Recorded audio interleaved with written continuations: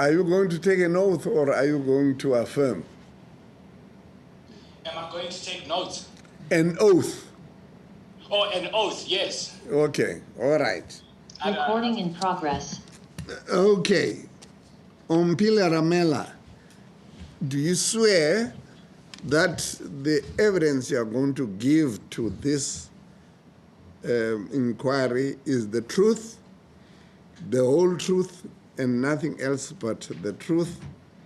If that is so, please raise your right hand on camera and say, "So help me God." So help me God. Then you have been sworn in. Thank you very much for your participation. Mr. July is going to take you through the paces. Yeah. Mr. Ramela, how are you? I'm good, thank you. Okay, in front of you, you've got an affidavit which you have signed. Is that your signature? We've got a copy here. Yes. Yes, but it's not commissioned. Now you have just taken an oath, which that oath that you have taken now, it incorporates this affidavit, right? Yes. Yes. So your affidavit is structured in the following way. You first make a reference to the terms of reference, and you conclude that your concerns fall squarely within the parameters of the terms of reference. You then tell us about your journey with cricket. You state that you started cricket with Mini Cricket Bakers, which is now KFC, and then you went to St. Peter's, from St. Peter's to St. John's College. You then, after St. John's College, you went to Stellenbosch University. While you were at Stellenbosch University playing for Stellenbosch, you also played for Cobras, right? Yes. In 2013, you played for Western Province. And at this stage, when you were playing for Western Province, you were doing your third degree. And you were sort of doubting this cricket business. Whether are you still interested in cricket?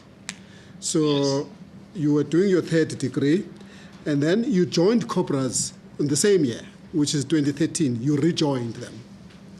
Then 2015, 2017, you represented South Africa A, which is you called SAA. Then 2017 to 2018, you joined Lions, right? Yes. And then the next part of your affidavit, you deal with white privilege.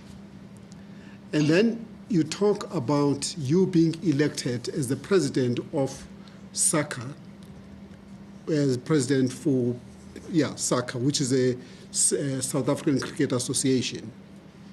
Yes. And then under that heading, you also deal with the appointment of Mr. Smith, which is Graham Smith, and the appointment of Mr. Boucher, Mark Boucher. So you can now, the board is in your court, you can take us through your affidavit, give us the details. Sorry, can I also state that the third part, which I don't think you referenced, is the relationship, if you go towards page 7. Yes. The relationship between CSA and SACA. Oh, yes. The relationship, yes. Thank you. So just to walk you through what I've put in front of you is that the purpose of the way I've structured my affidavit is to give it an account of the good in my journey with cricket and the bad. And I think it is at that intersection where you can see where injustices occur.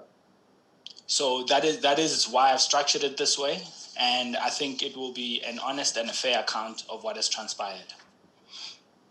So what I highlight by starting with, the reason I start with mini cricket is that it's the foundation for most young cricketers. It's where the opportunities for many young people in South Africa, if they have the chance to break the cycle of poverty, that's where it starts. It starts right there, and the opportunities I got were immense. And it was as a result of Cricket South Africa. They managed to get cricket into the townships, and we had the opportunities to play. And I must also mention that Soweto Cricket Club was a key institution for me in developing my cricket at that level, right? And through good fortune, as I mentioned here, that and my cricket talent, I managed to get an opportunity and a bursary, like many other young people that at the time that were playing, got opportunities to study in Model C schools, And at this point, cricket really managed to bring the quality education to our doorstep. And I must admit that for my experience at St. John's and at St. Peter's were both equally enriching and rewarding, right? And there were good experiences for me personally. And that is not to say there was no discrimination. That is not to say there was no racism. But I say for me, the journey, people made a deliberate effort to actually make sure that I developed into a half-decent human being. Right? So there was that concerted effort from both those institutions. And I think I'm grateful for that. I'm grateful for the people that I encountered on that journey. And these are people across the racial divide just doing their work. And moreover, at both schools, I was also entrusted with leadership positions on and off the field. Right? Mr. Ramela. And yes, sir. Can I just ask you? Yes. When you say it's not as though there was no racism, even at that level, are you in a position to see, to give us a sense of how that racism manifested itself, even at that level?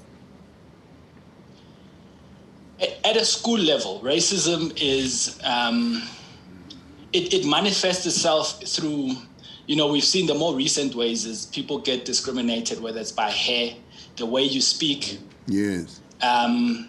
When you get to a new school from the township, people can actually resort to mocking the way you speak English. You can feel alienated because of your material conditions. And you can also be discriminated when it comes to functions you're excluded and you don't form part of the culture at the school.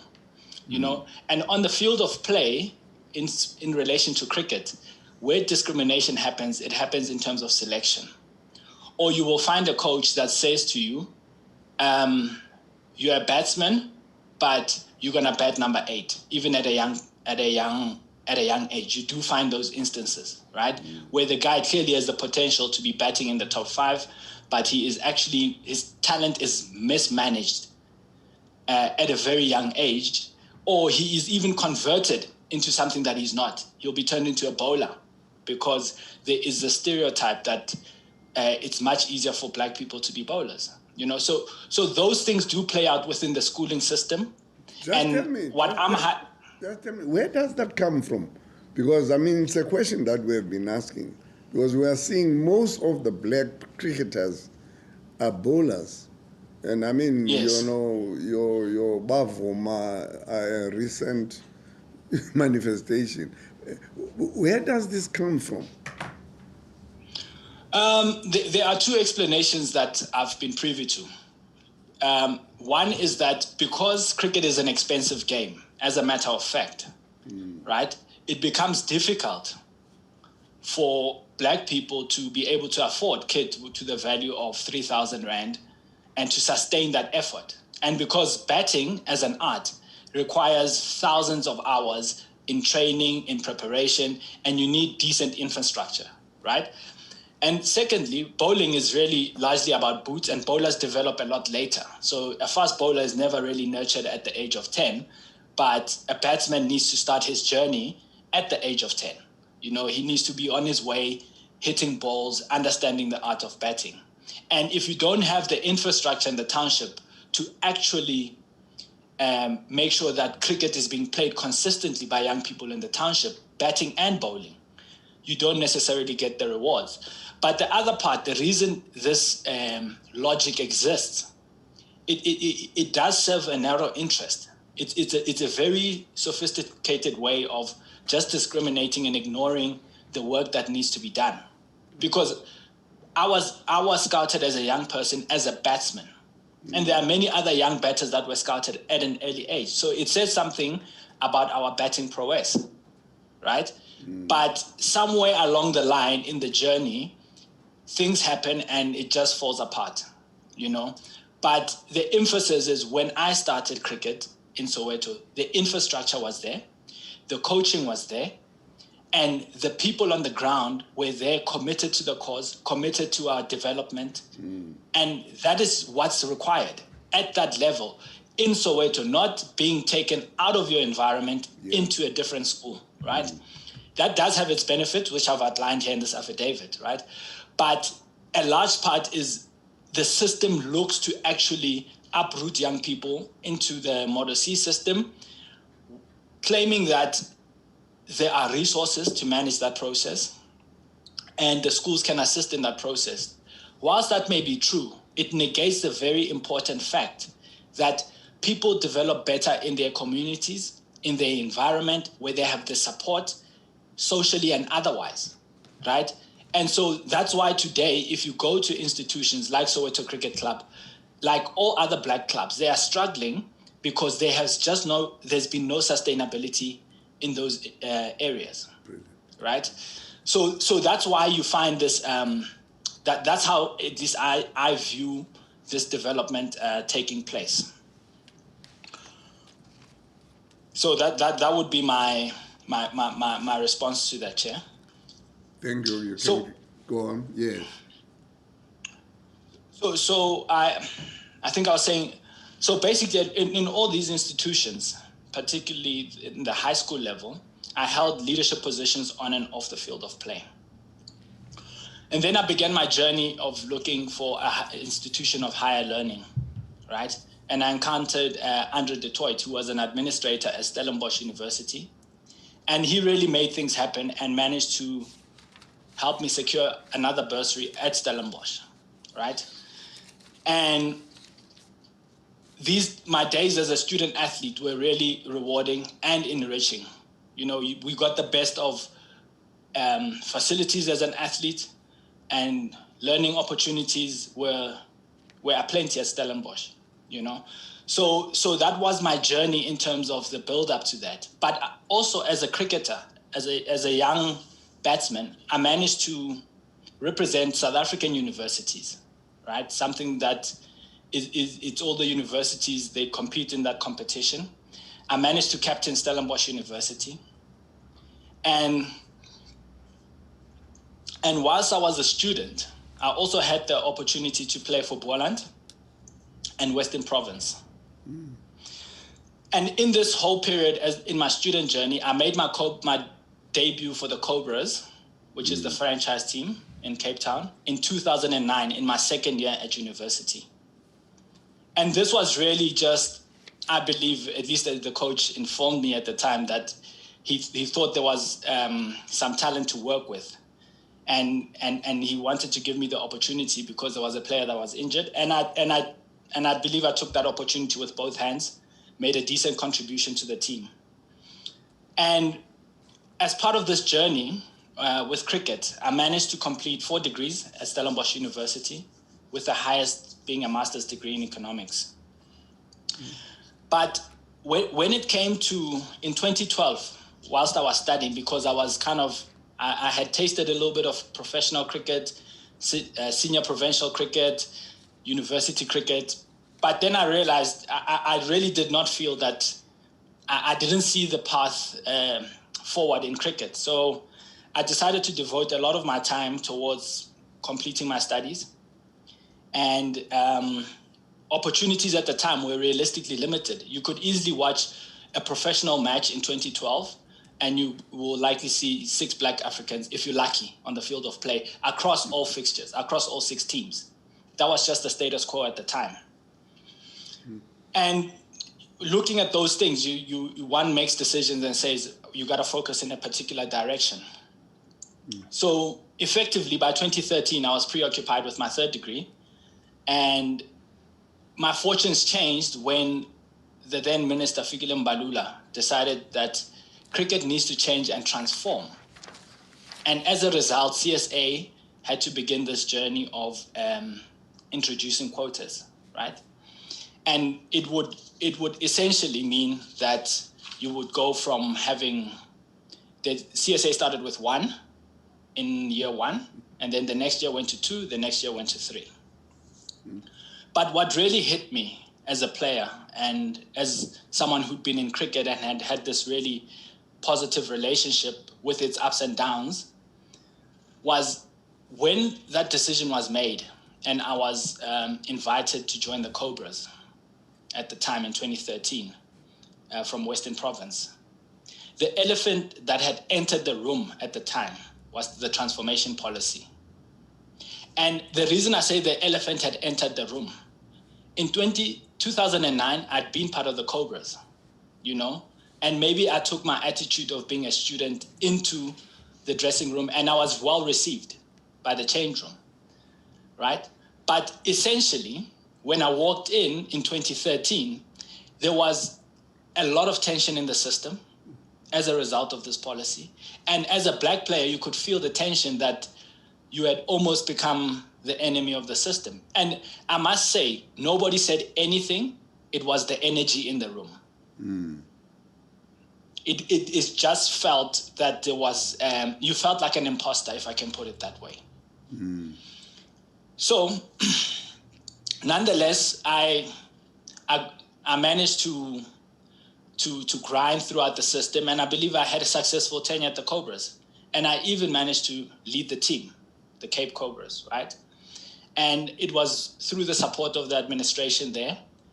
And we had our differences, but it was just part of the teething pains of a transforming system. But that was just the environment I walked into at a professional level. And when I left the Cobras, after having had a successful tenure with them, I then moved to the Lions, right? And when I got to the Lions, I was initially on a 2-year contract, and the coach then was Jeff Doyana. And I came, where are they? Lions cricket. They're based in Gauteng, yes, right next to your office there. I thought so. Yes, thank you. All right. And then at the time, Jeff was the coach, and he managed to sign me. Sorry, Sandile, you have a question? No. Oh, okay. So I came to the Lions as a senior player who had captained this previous franchise and who had also represented South Africa A. Because when I was playing at the Cobras, I managed to put in some good performances and got the opportunity to represent South Africa A at a higher from those performances. And also when I got to the Lions, in my first season, I also represented SAA in the winter of 2017. And I managed to also re-extend my contract.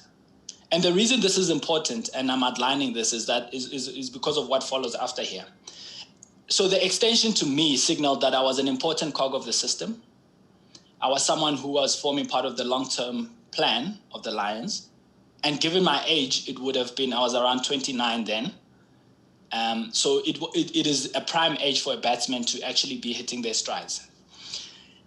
Nonetheless, after signing that 2-year extension and after my first season, and the new coach was Enoch, right, at the Lions. And what transpired after that is that my career, in all fairness, came to a grinding halt after 2017, after that season. Because I never played for the Lions since December 2018 until my contract was not renewed in 2020. And I must emphasize that I was also on a top-end contract because I came from the Cobras, having had a successful tenure. And here I was as someone who thought the Lions is paying premium dollar, yet they are not seeing it necessary to play me. And when essentially, because nobody was communicating at the time, the Lions, when my career came to an end in 2018, I asked for some accountability to say, how can I go from being at the top from an earnings perspective, not playing for 2 years, and completely out the system? No contract renewal, no contract negotiation, nothing of the sort. Omphile, And I must, yes. you are not telling us about what happened exactly, why your cricket came to a halt. Yes. So that the reason I can't even say with conviction is I'm here, and I would like for the Lions to present why because they are the decision makers. They can say why they brought the career to a grinding halt. What I can put on the record is that from 2018, with a 2-year contract, December, I never saw the field of play. Right? And I really believe there was something sinister going on here. But that is just my belief, and I'm happy to be proven otherwise. And that's why I'm presenting these facts, so that the Lions themselves can come and account as to what happened. How do you sign someone on a top-end contract for 2 years and you don't play them? You don't hold them accountable. And this falls into the area of what I call gross mismanagement of talent. Not only because it's me, but because there are players across the cricket system and across the racial divide where their talent is mismanaged. Right? And Sandile, to your question, it's not easy for me to say this is what happened. The only thing is I asked the Lions to submit, I asked them, please explain to me why my career has been brought to a grinding halt. And now you are deciding not to renew, you don't even want to negotiate, nothing. This doesn't make sense, because also at the time I was the president of the players. I was someone who had at least done well in the framework of cricket. So you would have thought at least I would have merited some type of discussion. You know, so they said none of that. And I asked CSA, and when initially I asked the Lions to conduct an investigation into some of the issues I brought forward, they said, no, we're not interested. Then I wrote to Cricket South Africa. Cricket South Africa said the Lions must conduct an investigation. They must appoint a senior counsel. They ignored all those recommendations and did their own thing and said, they gave a report here which had outcomes, but no investigative report was produced. Right? So, and I'm here saying I would like the Lions to give an account of what informed them in my cricket career without an explanation. And if I can also maybe move into this area that I call gross mismanagement of talent. I haven't mentioned it here, but the reason I was laying this scenario is that if cricket can take someone like myself who has, I would like to believe I've served with integrity, with diligence, and I have shown up at every corner. If the system can't find space for a person like myself, you have to wonder who is going to get space in the system. And I'm not saying it because I am Sir Donald Bradman, but I'm saying it because you have someone who has actually been involved in the system. He has been committed to effecting change. We won't always agree, but it is a commitment that I've made. And most importantly, I'm laying this out because that's how talent in the system gets mismanaged. There is no accountability by administrators. You can lose your contract without anybody telling you why you lost your contract. You can play a full season without anybody giving you a performance appraisal. And this is not a black thing. It's a systemic problem. And it is often exacerbated when it's black people because we don't have extended networks that we can fall upon. We don't have the institution that can sometimes be lenient on us. But the gross mismanagement of talent applies across the board. And you will find that it gets mismanaged. Mine was mismanaged in this way. Some other players' talent will be mismanaged in another way. And that is the crux and the nub of the issue here. And I believe SJN has an important role to play in teasing out and demanding greater levels of accountability. So that's why I'm sketching this scenario that you have someone who cricket has CSA has invested in me. I must put it that way so that people get the picture. They've made this investment. The South African Universities tournament is ran by CSA. All the programs from under 13 all the way to under 19, they've made an investment. I've managed to get myself to an SAA level. That's the CSA investment. So for them to watch it just go out of the system with no accountability, with no understanding of what is it that truly transpired, for me, it's wrong at every level, you know? And I also want to state, because we are often overladen when it comes to issues with discrimination. People will run and say, but you averaged 30 throughout your whole career, right? And I'll say, okay, that's fair. But I'll also say, when I played for South Africa A, if you look at the records, I averaged 42.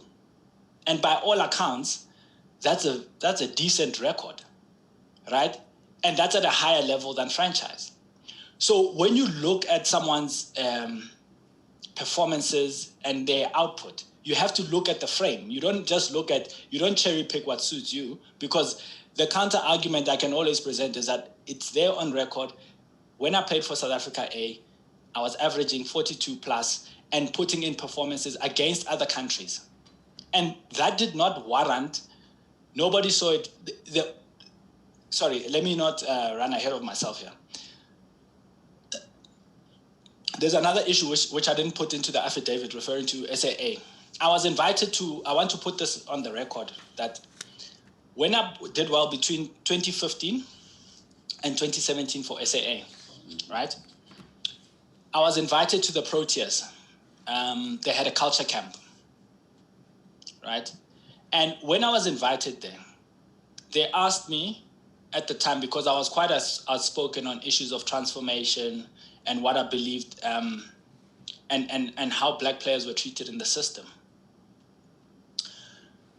At the culture camp, the intention was that these are players that have done well at SAA and we are bringing into the Proteas environment. Okay? Then they asked me a question about transformation and what my view was. And I said, my views are quite public, but I will repeat them because we are in this forum as players, that there are players in the national team that feel discriminated. That's what I repeated. That they will come to me with complaints because I was at SACA, and these players feel discriminated in the team. It's not me, it's the complaints they bring to me. And they are not going to speak because they fear that it will jeopardize their careers. That was the conversation that pretty much took place at that culture camp when I was asked about issues of transformation. Suffice to say that was the end of my invitation at that level. And that's where that story, I think, needs to end. And then, so in a nutshell, there's also, because my career has crisscrossed being a player, being at SACA, and also being in the administration, having also had an opportunity to serve on the interim board. When the Lions decided to choke my career, I then thought it might be worthwhile moving into the administrative area of the game. So I decided it was time to give back and serve as an administrator.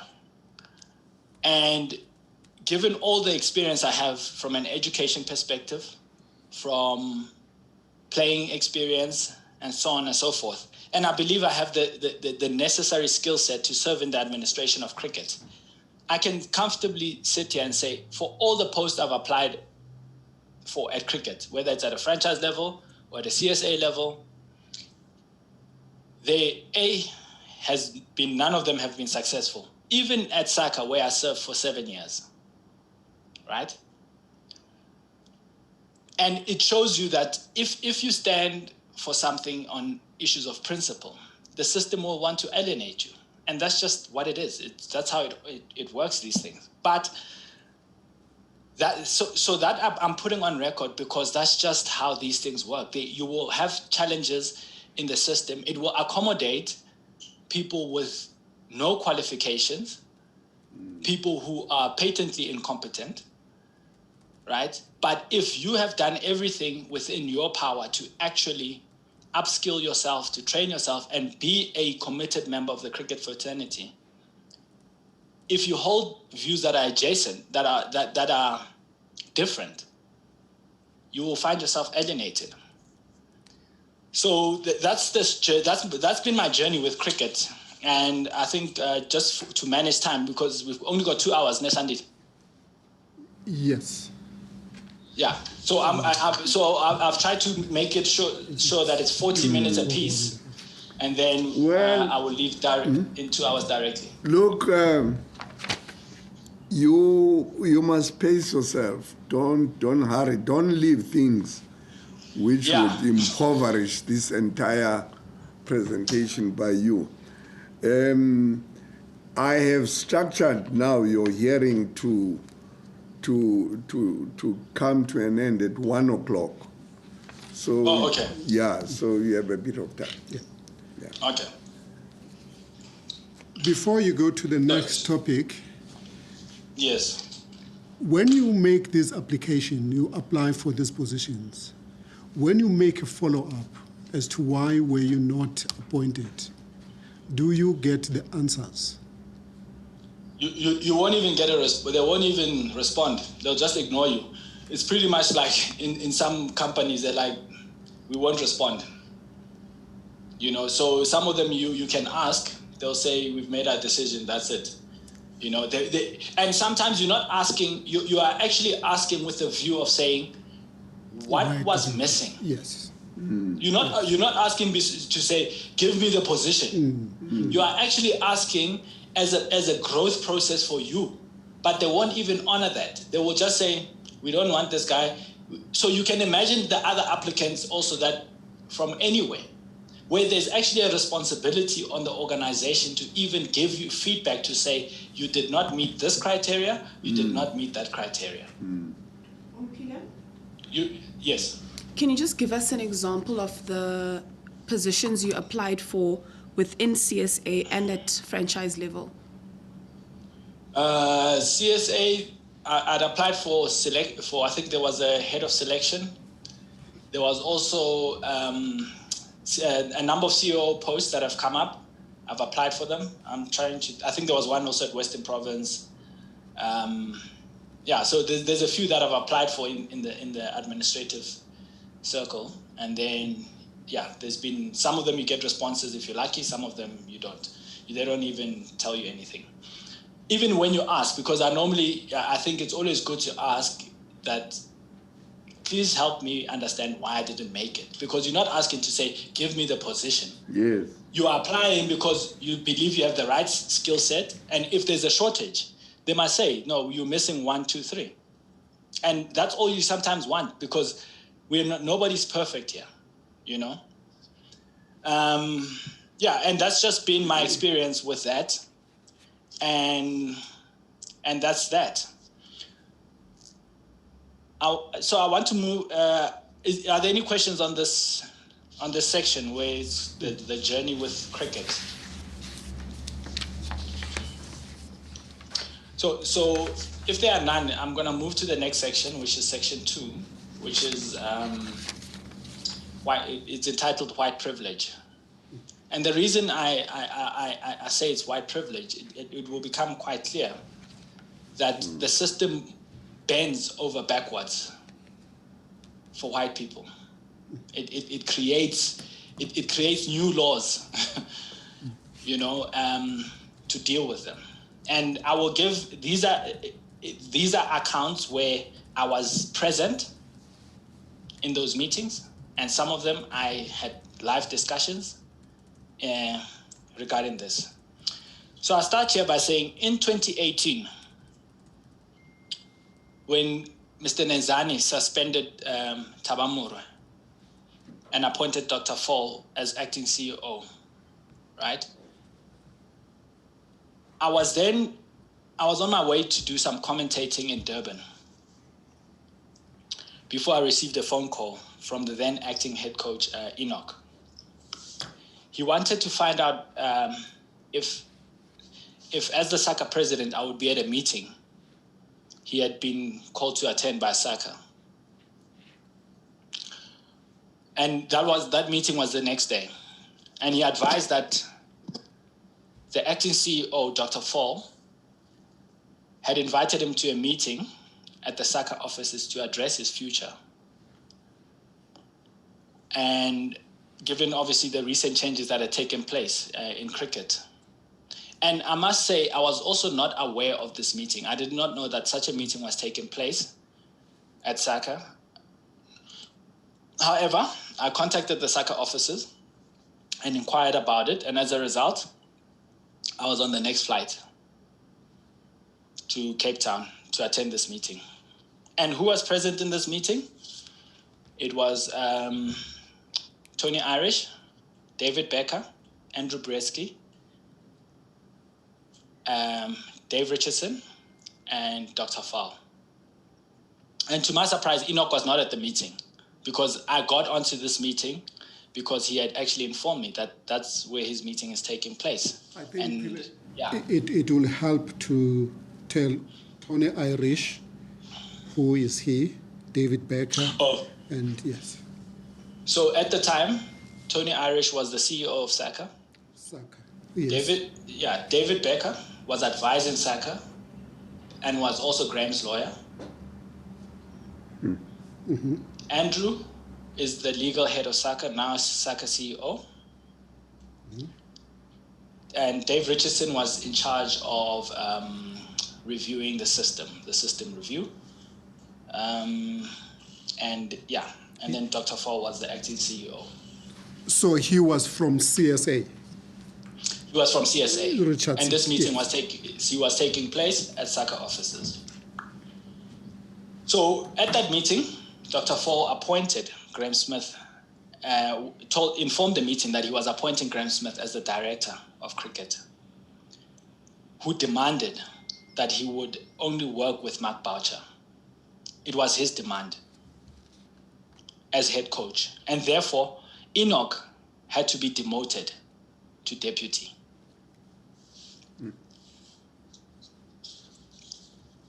So Enoch was already holding the position. He was an acting head coach, and he was already in that position. And when that whole saga broke down, basically part of the demands for Graham to get the job, his demands was that he wanted to work with Mark. That was his demand. And Enoch was as a result demoted. And Graham Smith was not present at the meeting, but like I said, David Becker was, right?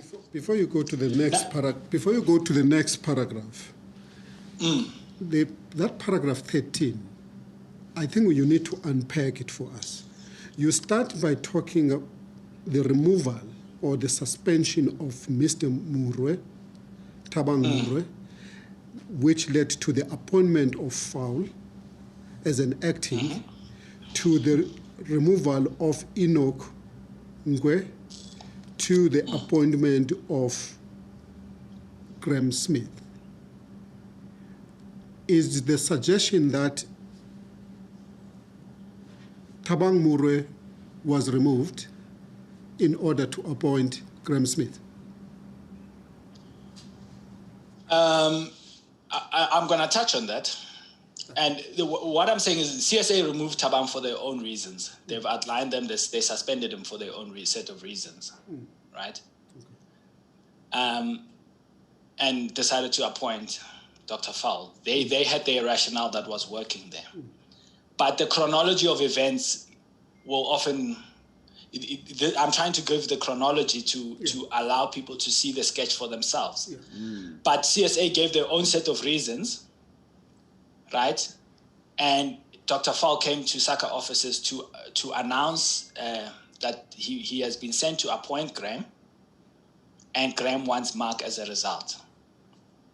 And as to why CSA suspended Tabang, I think that's public knowledge. They've put it out there, and they've dealt with it. But I'm going to touch on it just now in terms Let's of. go to the next paragraph now.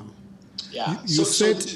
Sorry. And then, yeah. Yes, you say there. Tony Irish is from SACA. Yes. David Becker from SACA. Yes. Andrew Bresky. SACA and Graham's lawyer. Yes, Andrew Bresky from SACA. And the meeting about the appointment of a director of CSA is held at SACA. Why? Yes. Why so? So because I was not invited at the meeting, I don't know what informed that logic. Right? I don't know what informed it. What I know is that once I found out that it was happening, I had to be there, because as the president, you can't just allow things to happen and not understand why they are happening. And ultimately what transpired, it's because I thought Enoch would be present in the meeting. He wasn't. Right? So, and then he was supposed to, because he told me that he's going to that meeting. Okay. Yeah. So basically that's just what transpired at when that appointment took place. Why was he not at the meeting? I did not. Unfortunately, I did not ask him as to why he was not, but I just kind of figured something had changed. Something, at least the plan had changed overnight, given that he called me the night before. That's what puzzles me.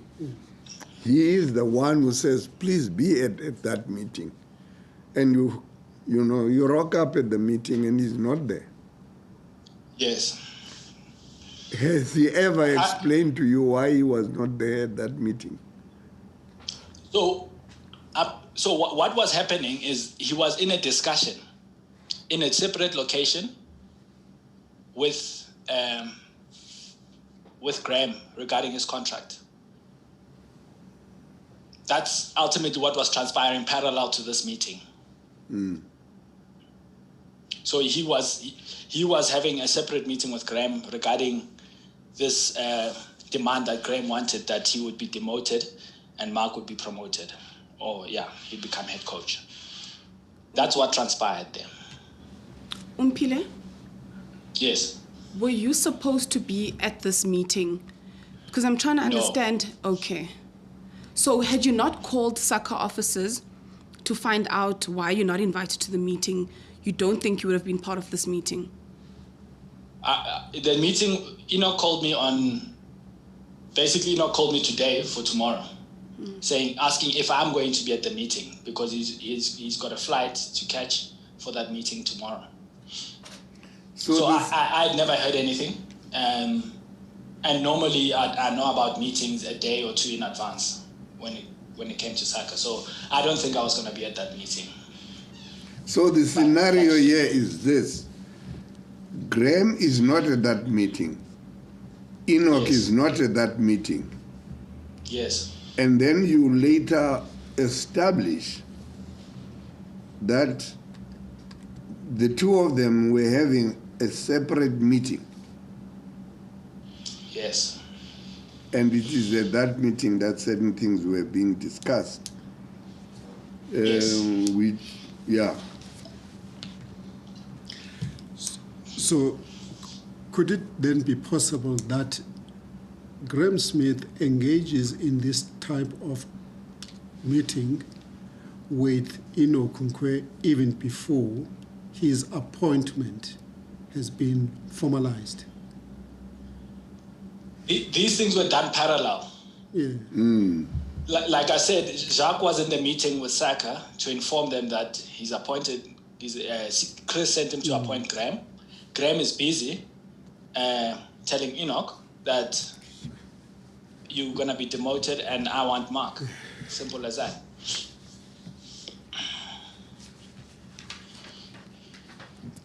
Now, in terms of the hierarchy at CSA, between a head coach and a captain, who was supposed to be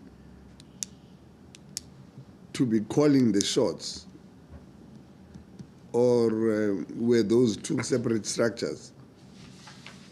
Sorry, you're saying between who, the captain and the the coach? Chair, I'm not sure I get your question. What is in relation to where the captain comes into? Is this in the decision making of teams, or? Yes, because you have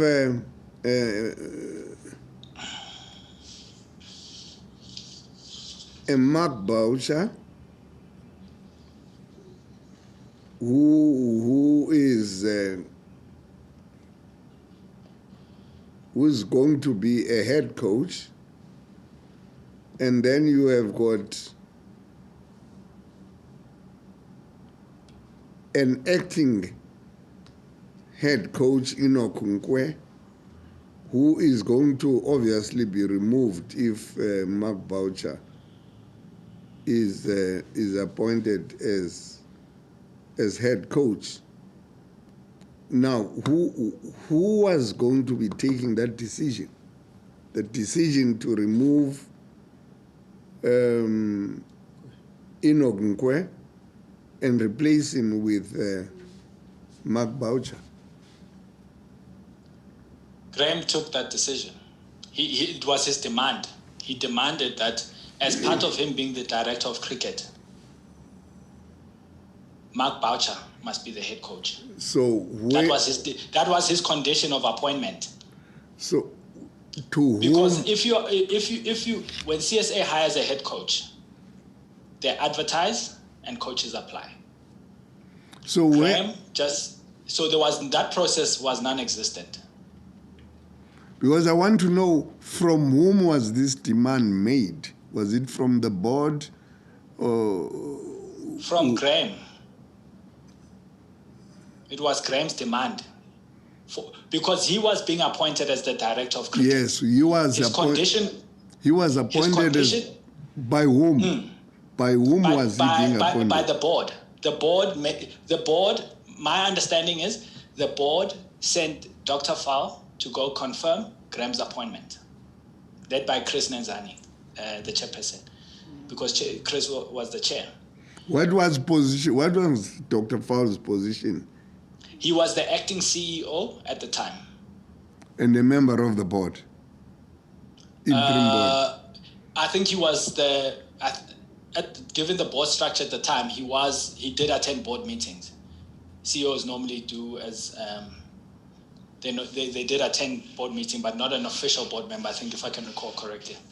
So I just want to understand how this appointment was procedural or was lawful, actually. It was unprocedural. It was unlawful. I'm going to get to that just now. Okay. Into some of the meat and bones of this thing. So how was this presented to the meeting? It says we are going to have Mr. Smith as a director. Yes. He is a twin. He has got somebody else that must come with. Yes. And that twin is Mark Boucher. Yes. Okay. So that's why, Fowle says, I am appointing Graham Smith as director of cricket. He says he's been sent to appoint Graham Smith. He has been sent to appoint and to basically finalize this appointment, because there was a big boo-hoo-rah around this appointment where Graham at some point didn't want to be appointed at some point, and then he came back, and then the board made a decision. CSA can account better on that, but they made a decision that Graham, go complete the appointment. I'm sorry, Dr. Fal, go complete the appointment. And he came to the SACA offices, informed SACA of that they are appointing Graham, and Graham comes with Mark Boucher. And he's hoping that Enoch will be amenable to be deputy, for whatever reasons they're motivated for. So Enoch was expected to be comfortable with being demoted. Yes. Yes. What I still don't understand, Omphile, is why this meeting was held at SACA offices, discussing the appointments. I know you don't have an answer to that, but to me, it just doesn't make sense. SACA was or is supposed to be a trade union, is it not? Is a trade union. Yes. And, well, unless the roles of trade unions have to be redefined, trade unions are supposed to be representing their members, players, workers. And now here is a trade union hosting a meeting at which what are apparently very dodgy appointments are being made. And I must say, sorry, the chair. Yes, okay, I must also add that after that, I wrote to the president of Cricket South Africa, Dr. Chris Nenzani. I think I'd submitted that letter somewhere. I'll ask, if it's not there, I'll just ask Lloyd to send it to you. But I said to him essentially that whilst you guys have your own challenges in this process, do not allow transformation and good governance to be the sacrificial lamb here. Because what we are witnessing at that point in time, or at least what I had witnessed at that point in time, is a complete whitewash. Right? Where overnight, the system was bending backwards, creating space for people who were unqualified and have also proven to be somewhat incompetent. The system broke. There was no process followed. There was no procedure followed. So I wrote to Chris and I informed them that this process that you guys are doing at CSA, my only request is that the transformation agenda must not be the sacrificial lamb here.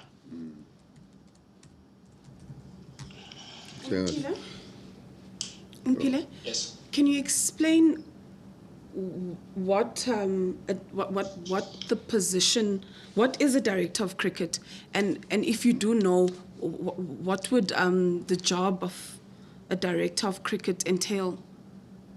And was there sorry, just last question. And does he have a predecessor? So in short, that was a new position, but it's an executive director position. And Fumisa, if I can maybe deal with that, if you can hold that question and repeat it once I've gone through this next section, because it sits correctly there, and we can unpack that once I've just given an overlay of what's coming. No, okay. Let's go ahead. So what I highlight here, Chair, is that the meeting at SACA did not discuss Graham's remuneration, nor any other demands except this one I've put forward of Mark Boucher as head coach. And when I was on the interim board, because part of our mandate was to review decisions of the previous board, I requested documents around his employment contract. Right? And the contract I was given indicated that Graham was an independent contractor at CSA, not an executive director. And the reason I'm going to discuss this contract in my affidavit is because he does not enjoy the privilege of being an employee. Yeah? Because he's an independent contractor with a monthly invoice of 450,000, excluding VAT. And the terms of this contract are not in alignment, having studied it, with what had been advertised for the position of DOC. They're not. You can look at the director of position advertisement. You look at his contract. They don't speak to each other. And I also want to state, I've not seen Mark Boucher's contract, but the information I have is that his appointment, as I've indicated above, did not follow the policy and the procedure as it was part of Graham's demand. Do you have a copy of this contract of Mr. Smith? Yes. I think if you can give that to us, because to me it does not make sense. The position of director is appearing, I would imagine it appears on the organogram of CSA. Yes. So that's for a person to be an employee. So how does then a position of an employee is filled by an independent contractor? That's for CSA to answer. They must explain and account how they arrived at this decision, because this is precisely why I say the system will bend backwards to create new laws and new policies and things that you've never seen for white people. If you replace Graham Smith, I haven't even gotten into some of the stuff here. If you replace Graham Smith for Omphile Ramela, the Hawks would be at the CSA building with handcuffs, and every name would have been named here to say this is corruption, this is all these kinds of names that would have been attached to this thing. And if we go a bit further, there was at that time there was also talks that they wanted to make him permanent. So you can imagine a permanent independent contractor. But anyway, it didn't happen. I also managed to talk to Dr. Fowle about this, and he confirmed that they were thinking about it, but it's not going to happen. Instead, they're going to resolve to a 2-year contract. So I'm not sure what informed the type of contract that Graham Smith is operating under at CSA. But all I know is that it's not a legitimate contract. Well, if the figures are okay, are what they are rumored to be, at a monthly invoice of 450,000 rand, we're talking about an employment contract, to the extent that you can call it one, that comes at 5.8 million rands per annum, excluding VAT. That's almost 6 million.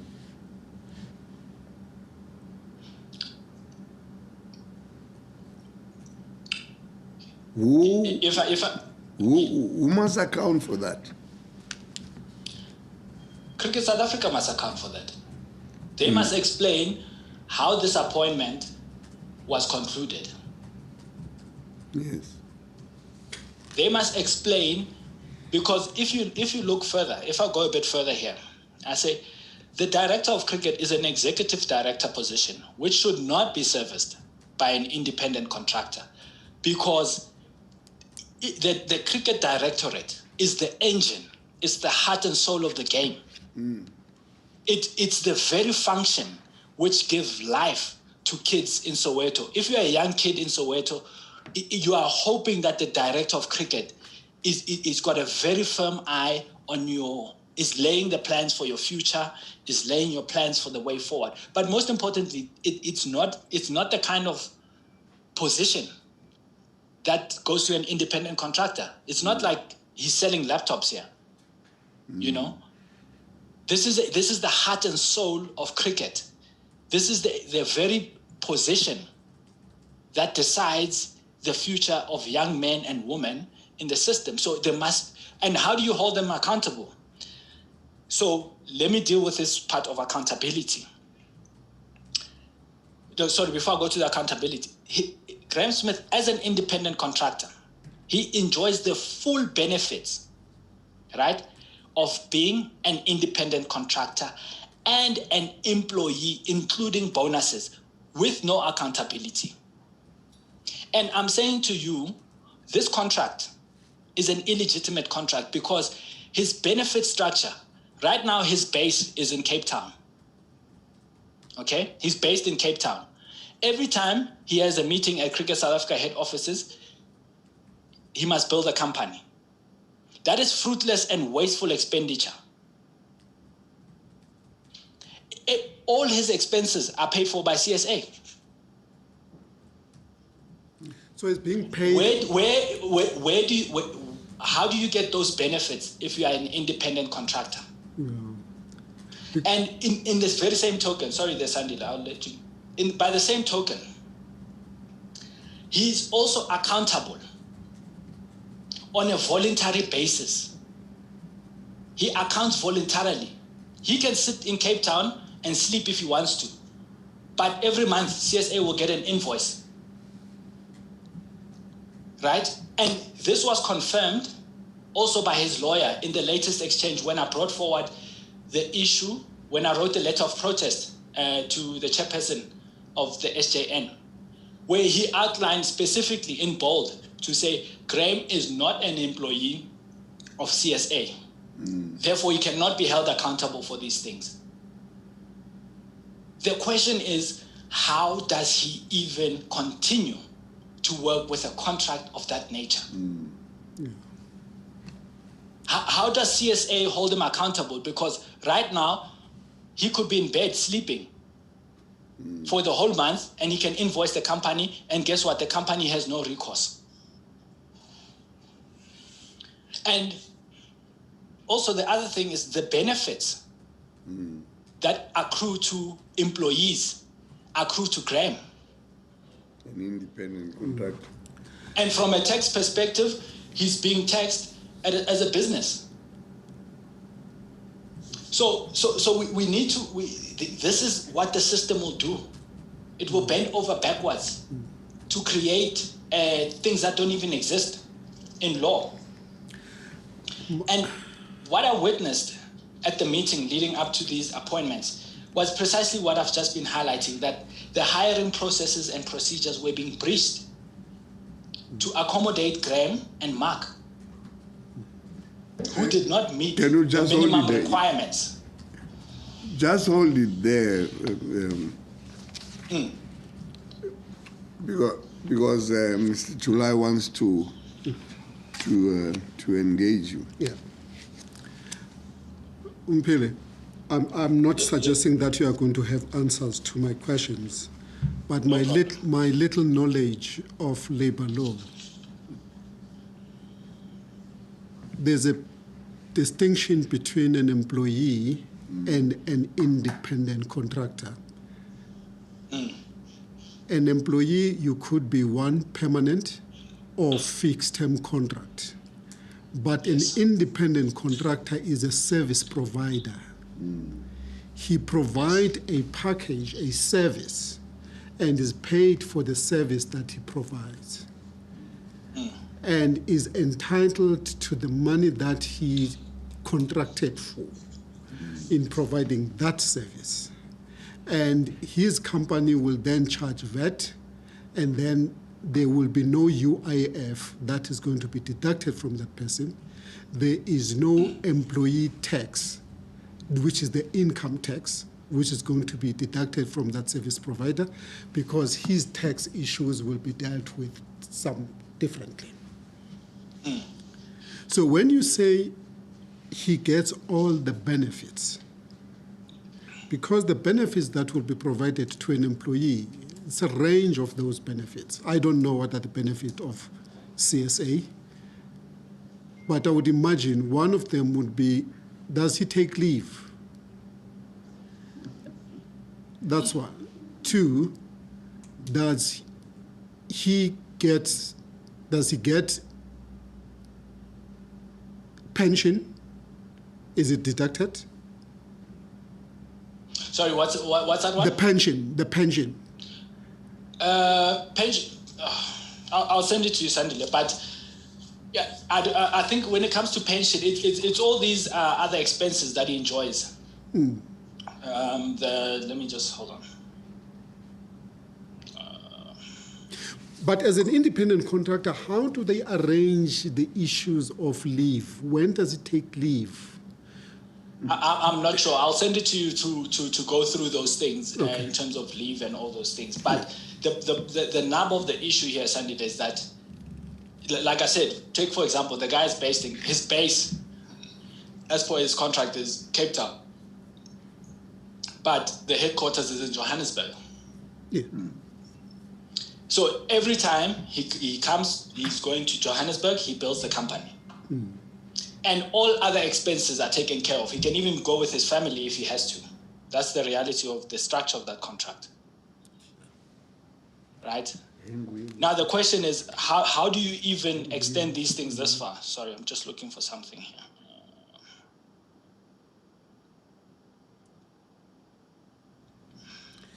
There are serious tax problems with this structure.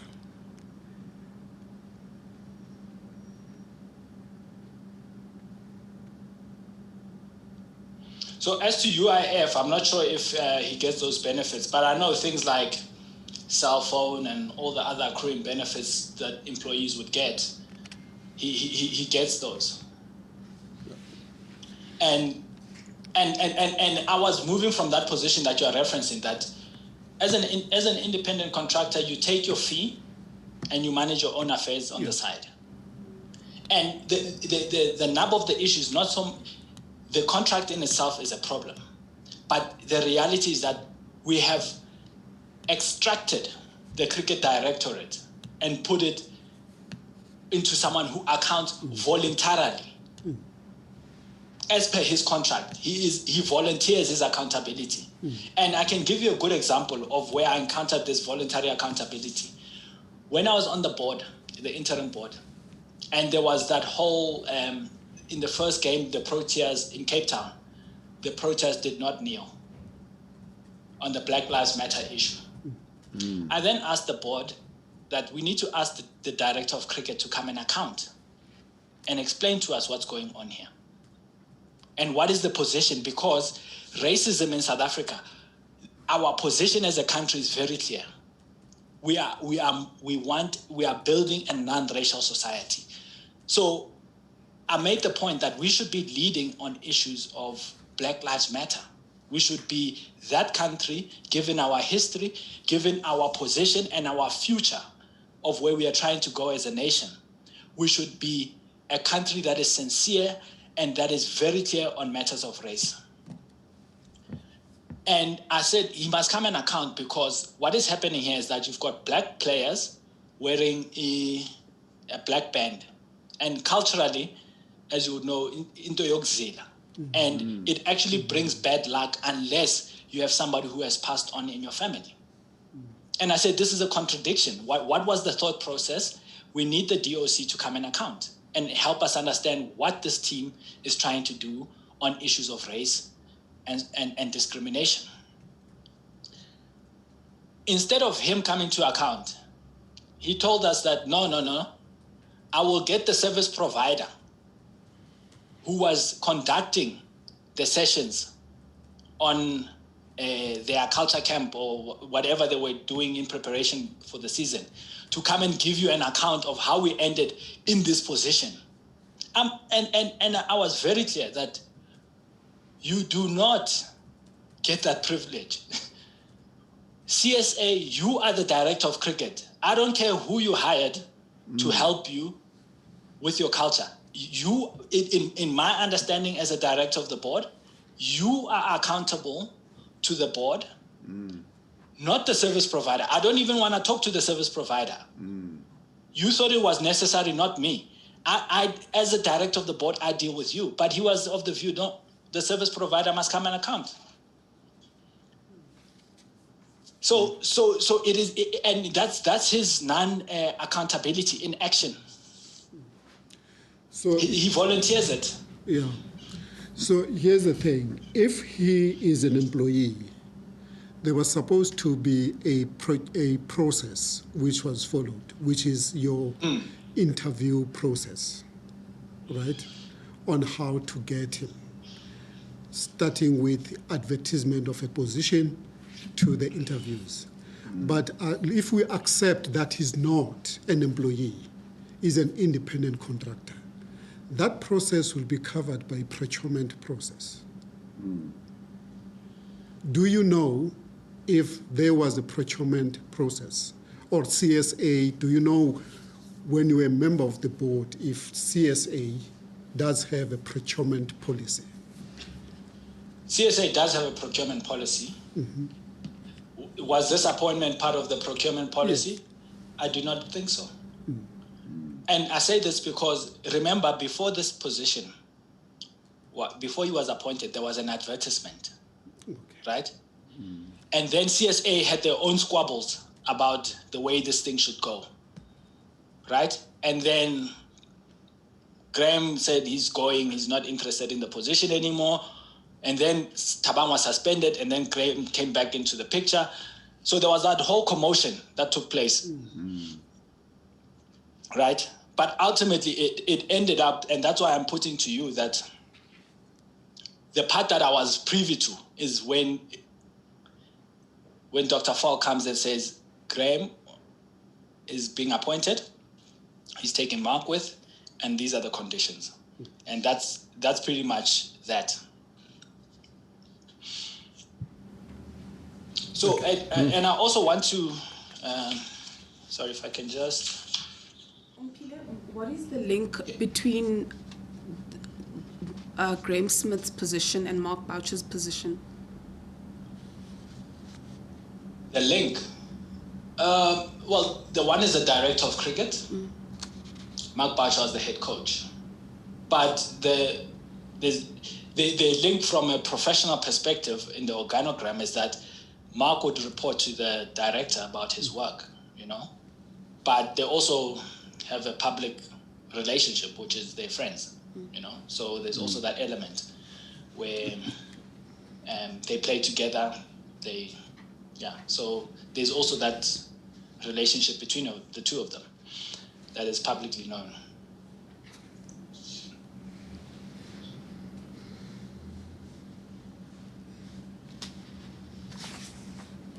You can proceed. Chair, can I continue? Yes. Okay. So a part of so like I was saying, so once the system bends backwards to create to accommodate these two gentlemen, right, who, it must be said, did not meet the minimum requirements of both these positions, right? And I want to end off this particular point by saying the following, that the same allegations we've heard about Mark and Graham when they were players, that they would discriminate, that they would, that the allegations of racism, and that they would make demands, undue demands on the field of play to the detriment of black professionals. We are now witnessing these undue demands in the administration. And these appointments, and you know the nub of the issue here is that people's lives are uprooted, unfairly so. A black person's life is completely turned upside down, unfairly so. For what? to unprocedurally, unlawfully appoint someone who is unqualified and has proven to be incompetent. We surely we don't want to live in a country where that level of privilege and discrimination is at the core of our sport and our society. We've seen in SOEs, this is precisely what, when people are talking about SOEs and their state and how they've been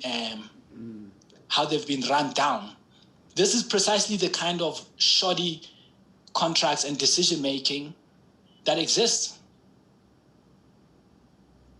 And the appointments, we must acknowledge they came with their undue demands to the detriment of the livelihoods of Thabang, Murwe, Enoch, Nkwe, and later on, Walsh Gwaza, whom are all black executives, right? And I've said this, Enoch was more qualified and experienced as a coach than Mark at the time. Welsh, and who was supposed to be a co-signatory on this contract, raised concerns with the chairperson of the board, Mr. Chris Nenzani, the chairman of the Audit and Risk Committee, Maria Skuman, the chairperson of the Social and Ethics Committee, who was also the interim chair of HR and Finance, Professor Steve Colinius, about non-compliance or contravention with CSA's policy in recruiting and appointing Graham Smith and Mark, thus rendering these appointments and recruitments unlawful. From the time he raised those concerns, sorry, Chair, if I may. Yes, okay, all right. So from the time he raised these concerns, he became a target.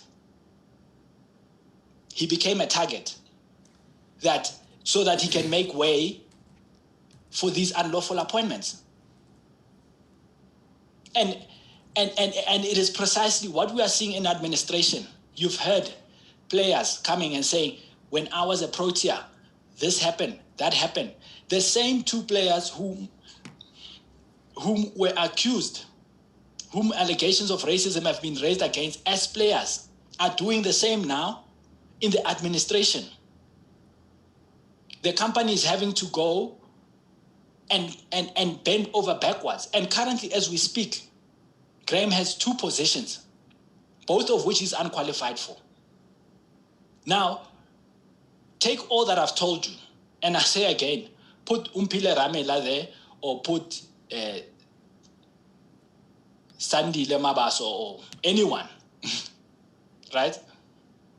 What do you have? You've got the Hawks running into CSA building. You've got a full-blown investigation. You've got the media blowing absolute steam into this contract and saying this man must be handed out the building with immediate effect in handcuffs because something is wrong here. But on this one, everybody's sitting tight. Everybody's sitting tight, and even the interim board, which was supposed to review the contracts, decided, no. We're not. They dealt with everything. They created all this huff and puff and smoke, dealt with everything, and left this one, which is patently clear that it has problems, right? And Chair, I want to say, if I can put something across, is that this contract needs an investigation. Right? It needs to be investigated because Graham clearly does not work for Cricket South Africa. And we have to ask, where is his money going? And we need an investigation so that if there is any sponsor or organization that is manipulating the system for Graham, then the full might of the law must descend on those people. And if there's any wrongdoing, the monies must be recovered because that's essentially what we're dealing with. We don't know. This contract it's got too many discrepancies. So CSA must deal with it. They must give an account of it. and say, this is the status, this is what's happening, and this is the way forward. But to sit tight and act as if there's nothing in the room here, it's wrong at every level. Because we know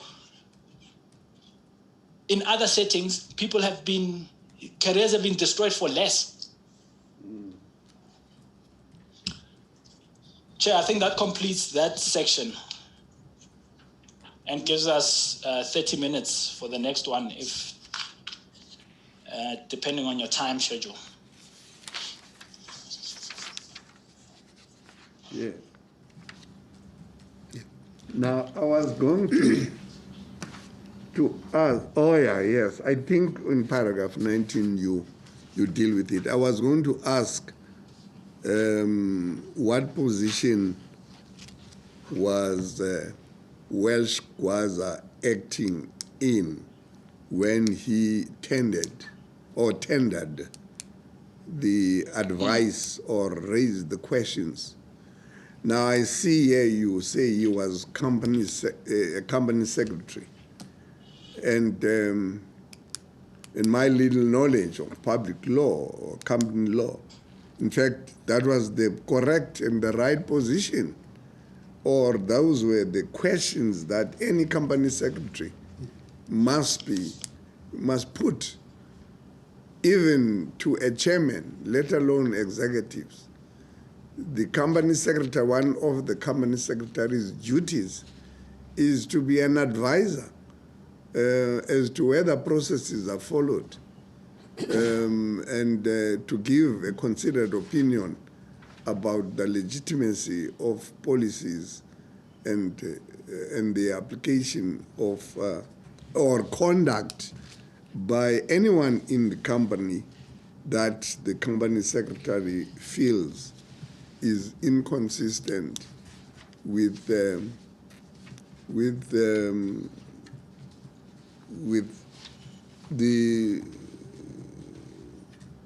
law, as well as with any company documents that prescribe the manner in which company directors and officials should act. Now, what was wrong with, in your view, in Welsh Gwaza's questions? Because if those are the questions that led to him no longer being in Cricket South Africa, in your view? Chair, this is a simple fact that if you question a white person and you are pointing towards issues that should be addressed accordingly, you will get this kind of retaliation, especially if you are questioning the legitimacy of a contract of a person like Graham, whom it is said that he enjoys favor with the sponsors, right? So it was supposed to be a straight line where he comes into the building with his demands and nobody can ask questions and we go forward. But by asking the questions and doing your job, you will get actually retaliation. As you can see in this instance, there was retaliation. And that's why I said he later became targeted, because he was, even I know, I'm going to deal with it in the next section, when I deal with the relationship between SACA and CSA. Yes. He always took the position that defended the company. And as a trade union, we had very robust engagements with him. And that's just the nature of the beast, you know? So that created a problem. Because here's a black man asking questions about law and order. Others believe that the law is not for them, it's for others. And nobody did anything. They just, in fact, they said he must get out, he must now go out of the building so that Graham can continue and rule the roost, holding 2 positions that he's unqualified for. And I say, all you need to do in the story, replace the words Graham Smith and put Omphile Ramela. You have a completely different a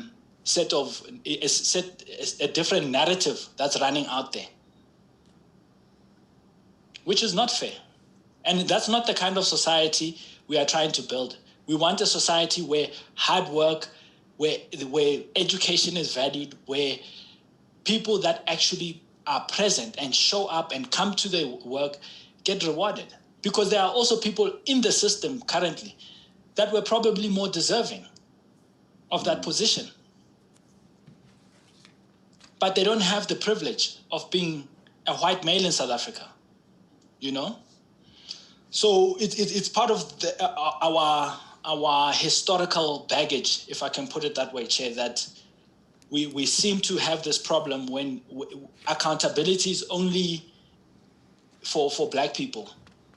It's reserved for them, you know? Yeah. And you can see, since the arrival of Graham, a lot of black executives have gone. That's just the evidence in front of us. It's not even, that's just the reality. And I'm saying this thing needs to be connected with what people are saying about him as a captain on the field of play. Yes. Because this is a continuation. It's not a new phenomena. It's a continuation. So it's becoming very hard to say that there's no problem here.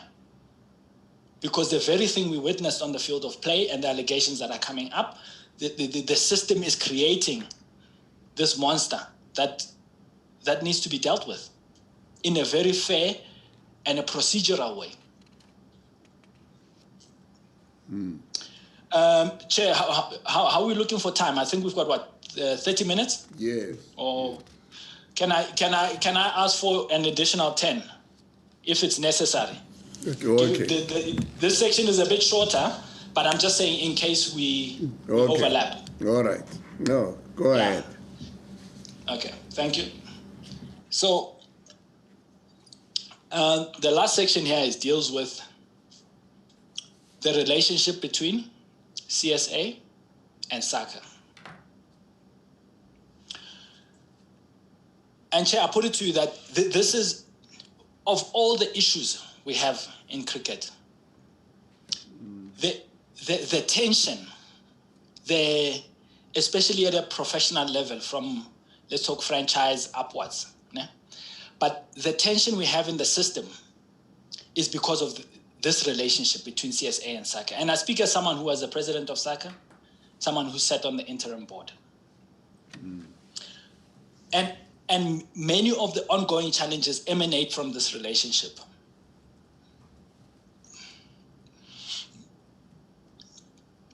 SACA is a trade union that is there to preserve its members' commercial interest. Yeah. CSA, on the other hand, is got a developmental transformation and a humanitarian mandate to grow the game in South Africa. These two interests can clash, and often do. They are competing interests at times, to the detriment of development and transformation. Right?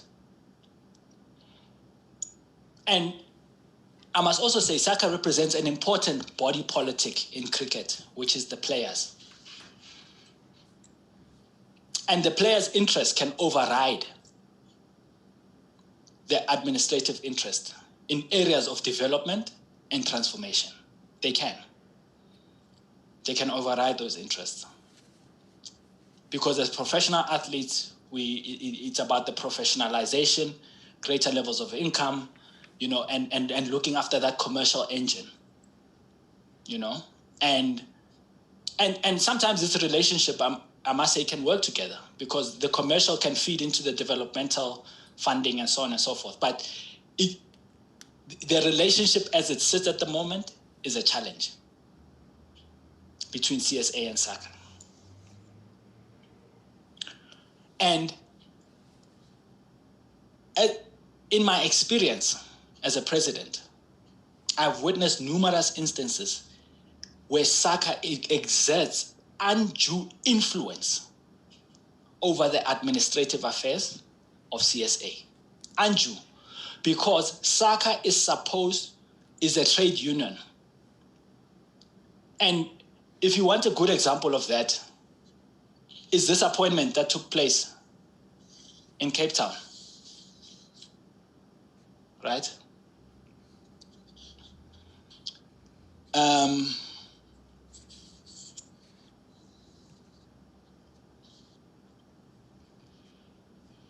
Secondly, when we also had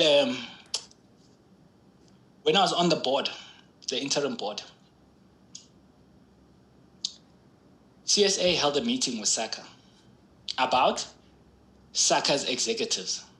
CSA held a meeting with SACA. What were they discussing? They were discussing the executive of CSA. This was the interim board, right? We did not discuss player issues. We discussed the executive.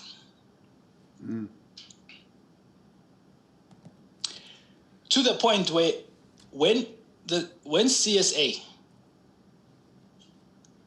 chairperson of the board actually at the time asked Andrew Bresky, who was SACA CEO, about Mr. Gwaza. The CEO of SACA said the company secretary was problematic because he was the power broker at CSA, right? The chairperson then said, okay. And on this meeting call, he made numerous allegations that he had heaped, right? Claiming against Mr. Gwaza. And the chairperson asked, okay, you've made a number of allegations. Give me one fact where of the allegations you've made. He couldn't produce any. He just said, no, 18 months. In 18 months, I've only spoken to Mr. Gwaza twice, right? And I found it strange that we are in a meeting with SACA. We are not discussing the fundamental issues about how do we improve the relations? How do we improve the player performance? How can CSA and SACA find each other for player issues of transformation, issues of selection, all those things that impact, all those things that are of interest to CSA, right? And it was also on that afternoon that the company secretary was suspended without a board resolution, right? And only a few of the interim board members knew about that decision, right? And it was Judith February, Zach Yakub, and Harun Logat, and the lawyers. The rest of the board, interim board, was blindsided, unless they knew and they went on the record. But these are the people that had full knowledge of this decision. And the other thing, if you want to see the undue influence, before the company secretary was suspended, the chairperson of the board, Zach, called him and he interrogated him about SACA as to what is his relationship with SACA. He asked him all kinds of questions about SACA, right? And out of their long conversation, which was, it's actually a cringe-worthy conversation to listen to, because the chairperson was basically undermining the company secretary. But the nub of the issue is, when that conversation ended, the chairperson comes to the board, having quizzed the company secretary about SACA. And what does he say? He says, no, the company secretary dropped a phone call on me. And that is insubordination. What the chairperson didn't know is that this call was recorded. And he told the board that we must charge this company secretary with insubordination. Then the record was produced later, after he was suspended. So why would the chairperson be interested in the relationship so much if he was invested? He was even trying to find out if me and Walsh had a relationship before I came onto the interim board, because there was a witch hunt. There was this idea that because I was standing on issues of principle, he was suggesting that, no, I knew Walsh from somewhere. I said, no, actually, you know what? I've only ever encountered Walsh at SACA in the legal documents. I've never seen the guy. I've never spoken to him. But the chairperson was quizzing him as if there was an existing relationship between me and him.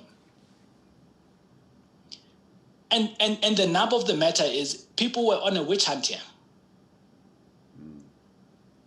That's what that was. Because they wanted to draw an inference that I'm a person who is working with Walsh, and that's neither here nor there.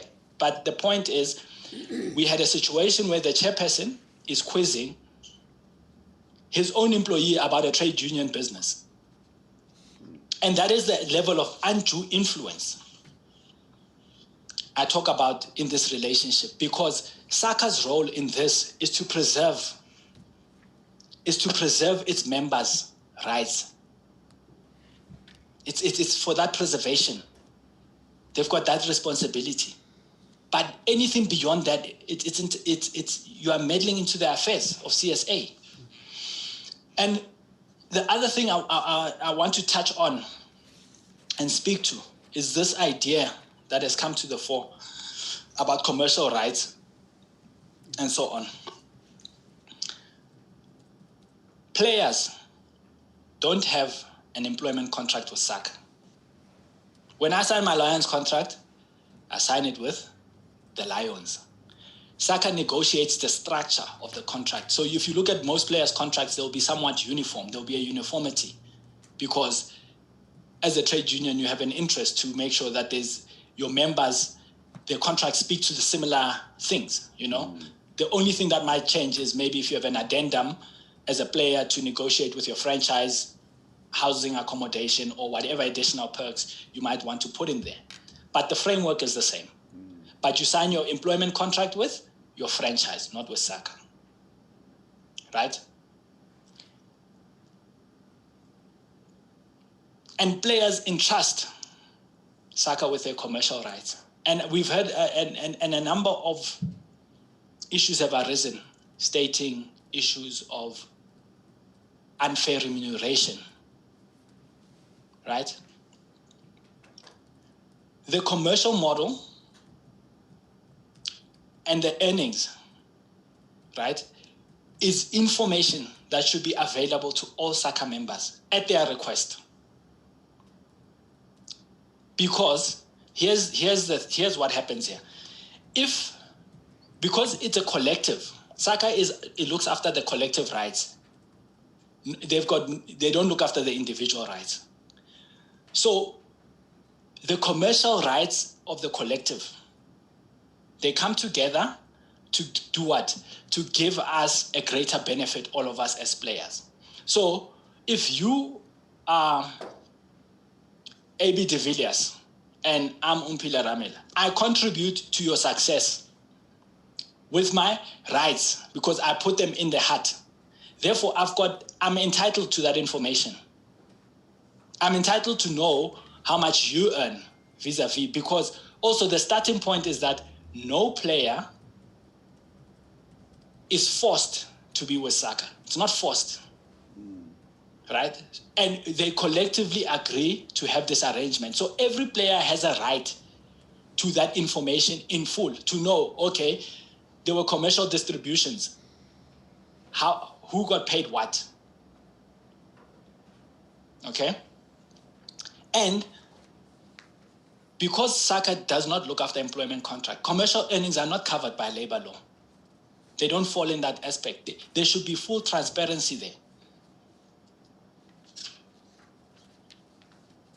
And it is in the interest of fairness and transparency that SACA should give this information to CSA, because by making the information public on commercial earnings, it has an impact on performance.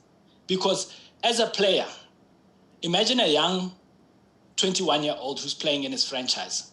He wants to know, how am I going to make a living in this game? If you can see that, okay, commercially, this is what's available.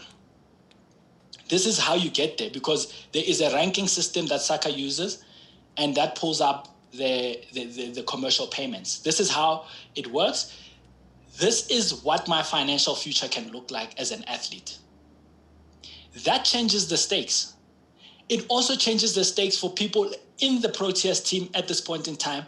For what? For competitiveness, to make sure that people don't sit back and say, SACA just gives us the money. There's no such a thing. You've got a right. That right is there. You can go to SACA, you can phone today and say, I need all the information and all my payments. Right? And it's not just yours alone. You can get other people's, because the collective rights, our rights are tied together. So you can't hide what you're doing with my rights in a collective from me. I need to know how this money is working, because the issues arise out of that. And there's been many that have been ventilated already in terms of where the discrimination lies. So, and it's not like this is some secret, it shouldn't be secretive information. It should be available.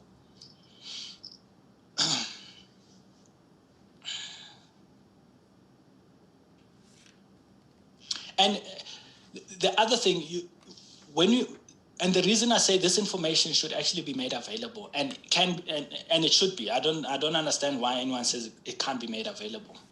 It's because when you have allegations of racism, racial discrimination on player commercial rights, earnings, and distribution, the only way to say there's no such a thing is to reveal the records, is to reveal the disbursements, to have a full disbursement report of how the distribution works. And the distribution is not always going to the distribution will, in most cases, reward players that are performing well at the time. But if there are instances of discrimination, it must come up. It must be dealt with accordingly. You know? So that I want to put out there, because I think there's been a lot of confusion about the commercial model. And the reality is, SACA has a responsibility. All its members, if you're playing for the Proteas now as a player and you're not sure how much your friend is earning, you have a right to know. Because you are in a collective agreement. We can't be in a collective agreement and then you know your fee and I don't know what's happening with you. Because I've got no way of cross-checking whether I'm being discriminated against or not. A player has no mechanism to hold the institution accountable if that's not happening. And the reason I also say, I want to also add that when I say there's undue influence, if you think about collective rights, what they mean, what gives a player more earnings when it comes to commercial rights. It's the ability to play at a higher level. It's the ability to be selected. And that very issue called selection, SACA does not get involved in.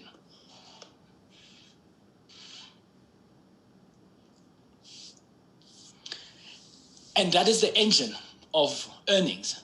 And whilst I agree that SACA should not be selecting, but they should, how should they be involved in selection? They should be asking for transparency and fairness from Cricket South Africa as a trade union, that our members, are they being treated fairly? We want to have that transparency across so that we can represent our members better. We are not asking to select, but they have a responsibility to transparency, to see. And that's an issue that SACA often runs away from.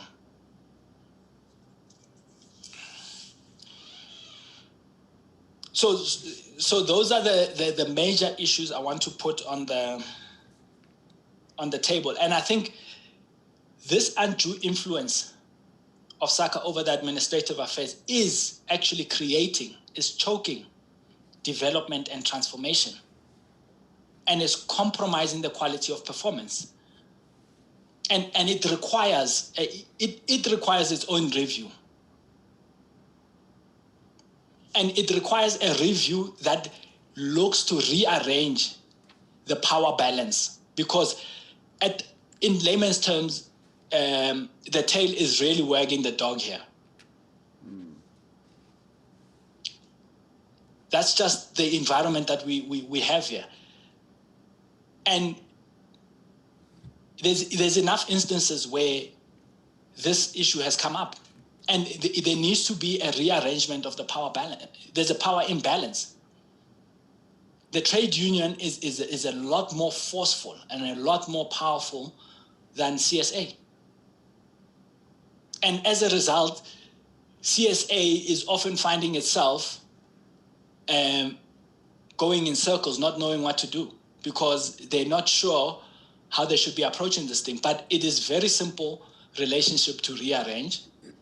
And perhaps there are people that don't want it to be arranged because it works in their interest. But it must be rearranged if we are going to get a much better game, a much better performing Proteas team, because the roles and responsibilities must be clearly aligned.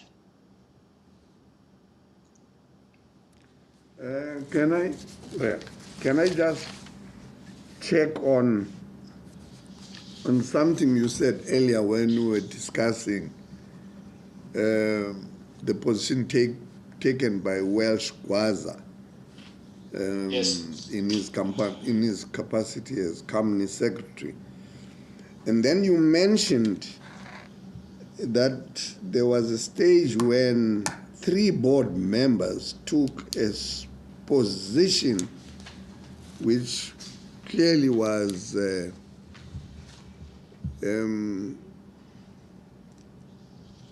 against Welsh.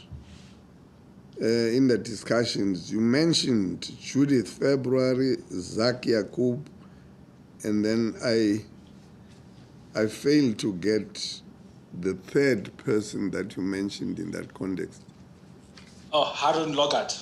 Oh, Harun Logat, yes. He was in the interim board, was he not? Yeah. Mr. Yes, Logat. he was. Okay. All right. Yes. Yeah. You're telling us about this power that SACA has. There are 2 questions that are rising out of that.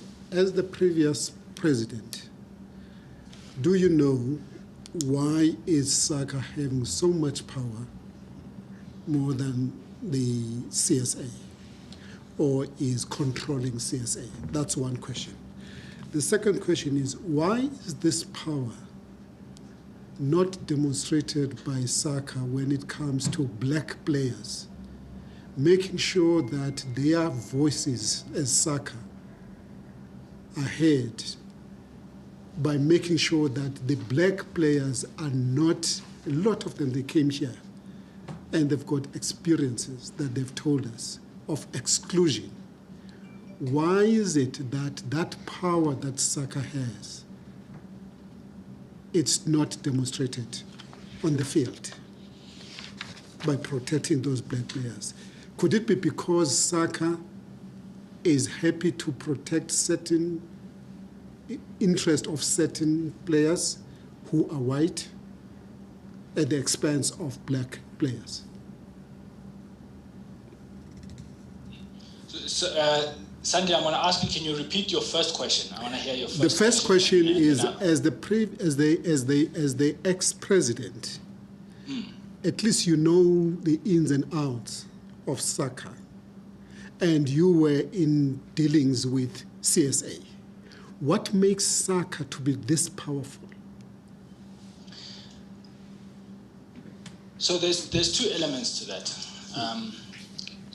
The reason SACA has so much undue influence over the CSA's administrative affairs is because at times CSA abscond their responsibility.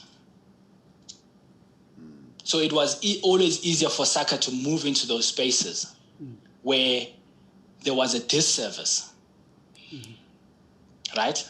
That's just what happened there as a matter of this relationship growing. And the player voice is often the most impactful and powerful voice in the game, because ultimately cricket is about the players. So there's also that natural power that you get from controlling, that's why I said controlling an important body politic in sport, which is the players, right? So CSA has over time absconded their responsibility, and SACA has moved into those spaces. Because if you look at the MOU, which governs the relationship between CSA and SACA, over time, SACA actually has been almost encroaching into that business of CSA. And it could be for a number of reasons. It could be CSA just did not have the will to fight and actually say, this is our space, this is your space, and that's it, you know? So there's always that tension that has grown over time, but SACA has been allowed to move into those spaces. And that's given it the muscle and the power to do that, you know, the undue influence and to get into them, right? Mm-hmm. So if I can maybe answer your second question by telling a story of how I got into SACA, right? Or at least before I got into SACA. And then just to paint a picture of these issues of black people in SACA. So when I was a player, before I think it's around probably that year, 2013 or somewhere around there, 2014, somewhere there. But essentially, there was that drinks carriers must fall. I think some of the guys have dealt with it there. You know, I ultimately led that movement of players who are saying we are being discriminated against and we are being left out the system. And we are just going on tours to carry drinks. And our careers are fading as a result. I then went to, and I was a nobody back then in the cricket system, I must put it there. I then went to, a number of us came together and they said, no, they've got this thing that they want to take forward. I wrote to Harun Logat, who was the CEO at the time, to say there are these grievances and players feel discriminated. And essentially, the last case was Kaya Zondo, where somebody flew in to play ahead of him. And initially, there was some resistance to say they take offense that I could say this thing about the institution. I said, well, you can take offense all you want, but these are lived experiences. It's not gossip. It's people telling their stories. And then CSA decided to meet us. They said they wanted to have a meeting with the players that were involved. But before then, I had an engagement with SACA, asking them, how do we deal with this issue? And SACA said to me, no, sir, we don't get involved in issues of transformation. That is a CSA function. I said, okay, no problem. We will take the matter up with CSA. That's how we ended up taking it to CSA. When that matter got to CSA, they decided to conduct an investigation into this matter of Kaya Zondo. And they conducted an investigation, right? And SACA, Tony Irish at the time was the CEO, came to these meetings saying he will form part of the process. But because as a policy position and because they represent all members across the racial divide, they could not be involved on this issue, right? But he was part of the process, walking this thing with us. Essentially, what then happened was the report said, no, there was discrimination here against Zondo. That was the finding. But they said he was left out because of cricket reasons and so on and so forth. And ultimately, what stuck with me at that meeting, and when they were doing the debrief, was when Advocate Fusi Pikoli, right, said the issue here with this report is it's named the victim,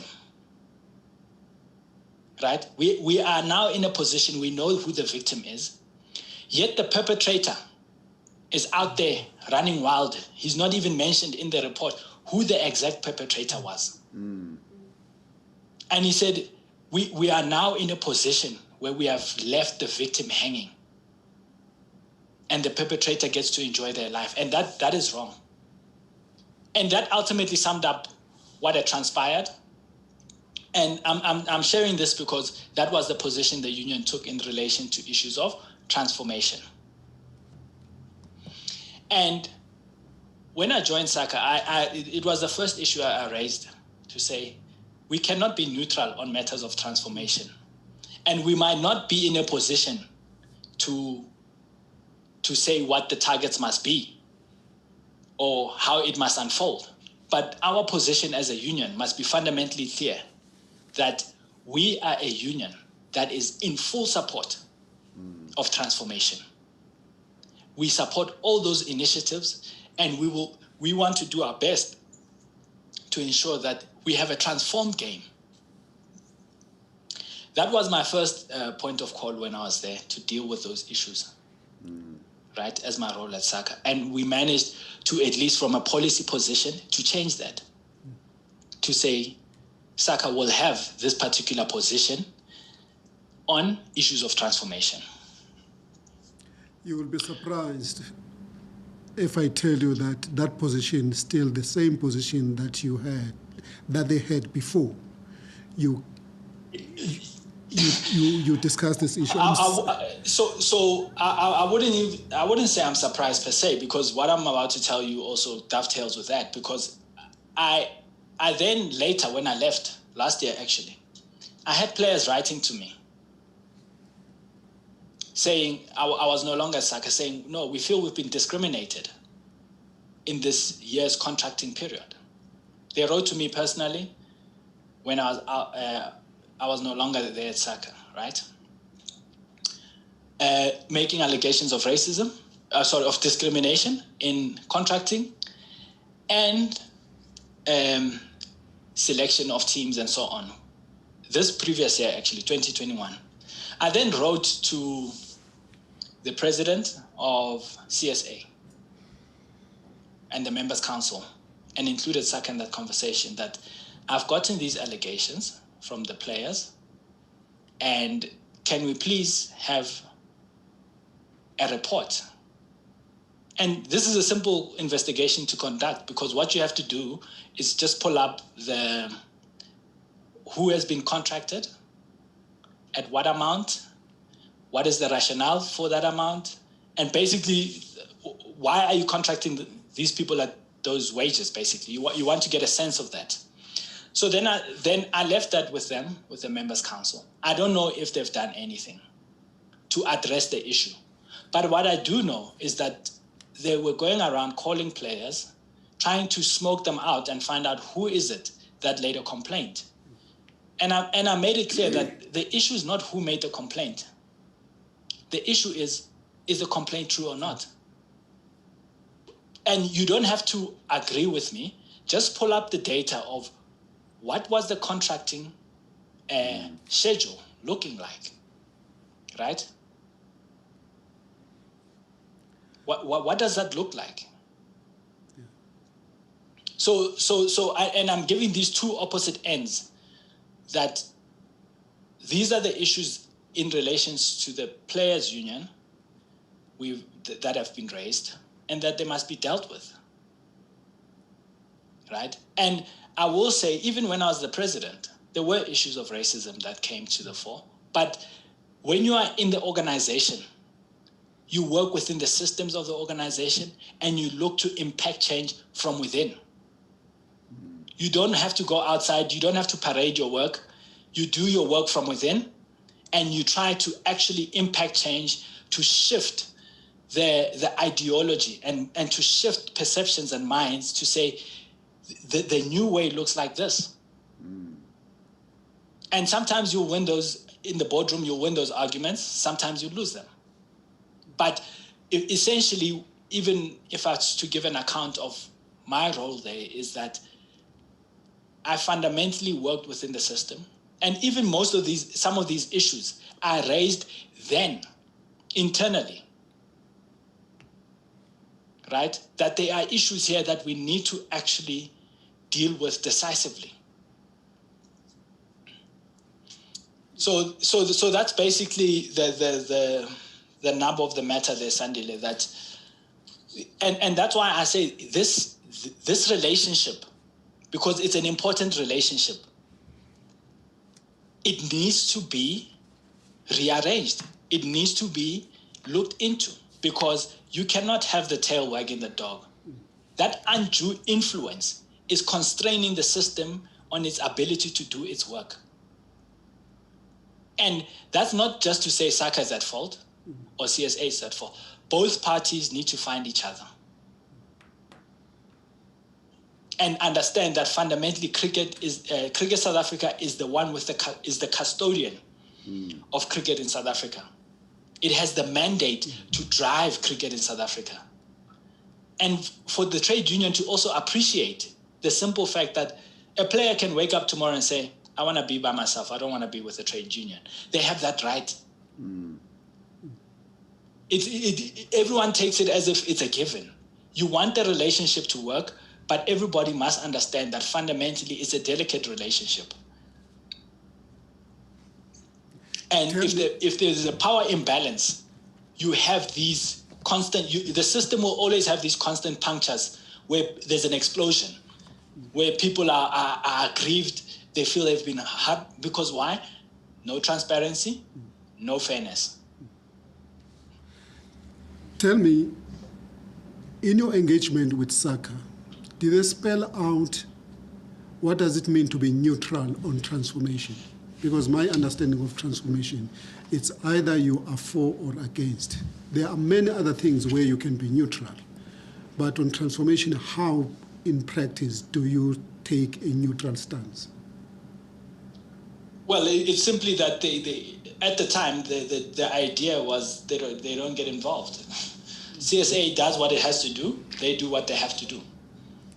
They don't get involved in terms of if there is a transformation issue or if there is you don't get involved. It's not their, and I think in part, it's not about whether they get involved. It's the same thing with selection.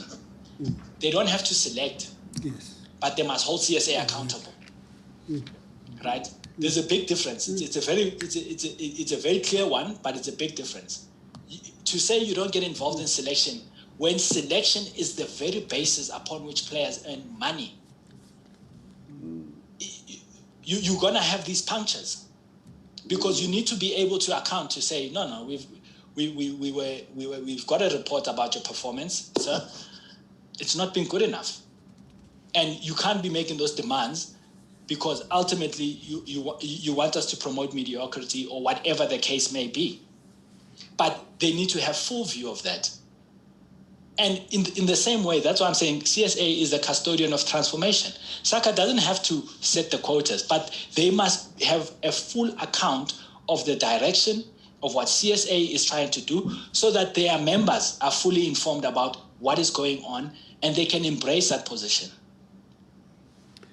The last question. And that's one thing I put forward on the table when I was there. Yeah. The last question from me. You just said now you can choose whether you want to be a member of SACA or not. I don't think it's as easy as that, given the commercial interest that SACA has and the MOU. Because if you are that player who does not want to belong to SACA, how do you then exercise or benefit in that collective right, which it would seem that SACA has control over? So let me put it like this, Sandy. You can decide as a player that, listen, I'm going to structure my own deal that I want that I want CSA to buy into. You have that's your choice, right? So, and you can't have it both ways. You can't say I want my individual contract and I want the collective benefits. You can certainly say, I don't want to be a union member, okay? And essentially say, I want a contract that looks like this, because that is fully within your right. And you can structure a deal that includes commercial rights for you as an individual, right? You can definitely work on that structure. And that's why I'm saying this relationship is an important one, because yes, it makes it much easier for athletes if they have these collective rights, but they also have the right to transparency. CSA as the organization, it's not like also what people don't understand. SACA is not making this commercial monies from somewhere. They get them as a result of the players' rights from Cricket South Africa. Therefore, Cricket South Africa must be in a position to see how these monies are being spent. They must get the full disbursement report of those finances, because how do they then account of what is going on?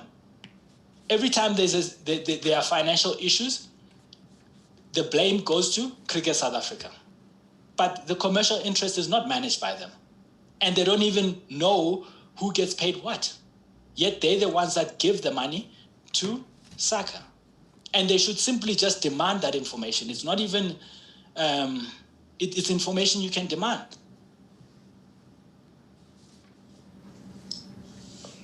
Thank you, Omphile. My last question just involves what you and Mr. July were just discussing now about SACA and transformation.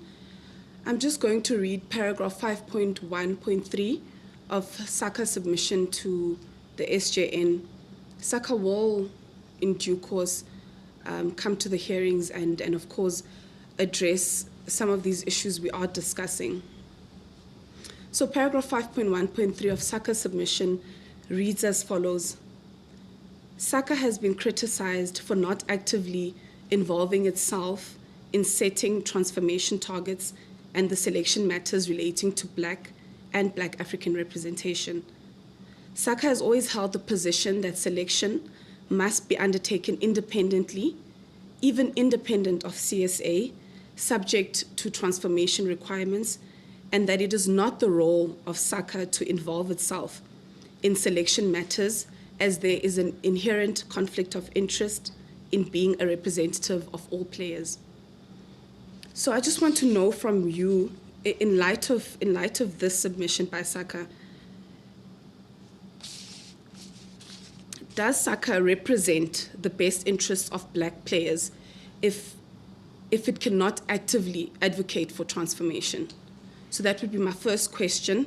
And then my second question, which is my last question, would be whether, in your opinion, if SACA is best fit to, be a trade union for Black players, if, you know, they keep insisting that that they represent all players and they have inherent conflict of interest.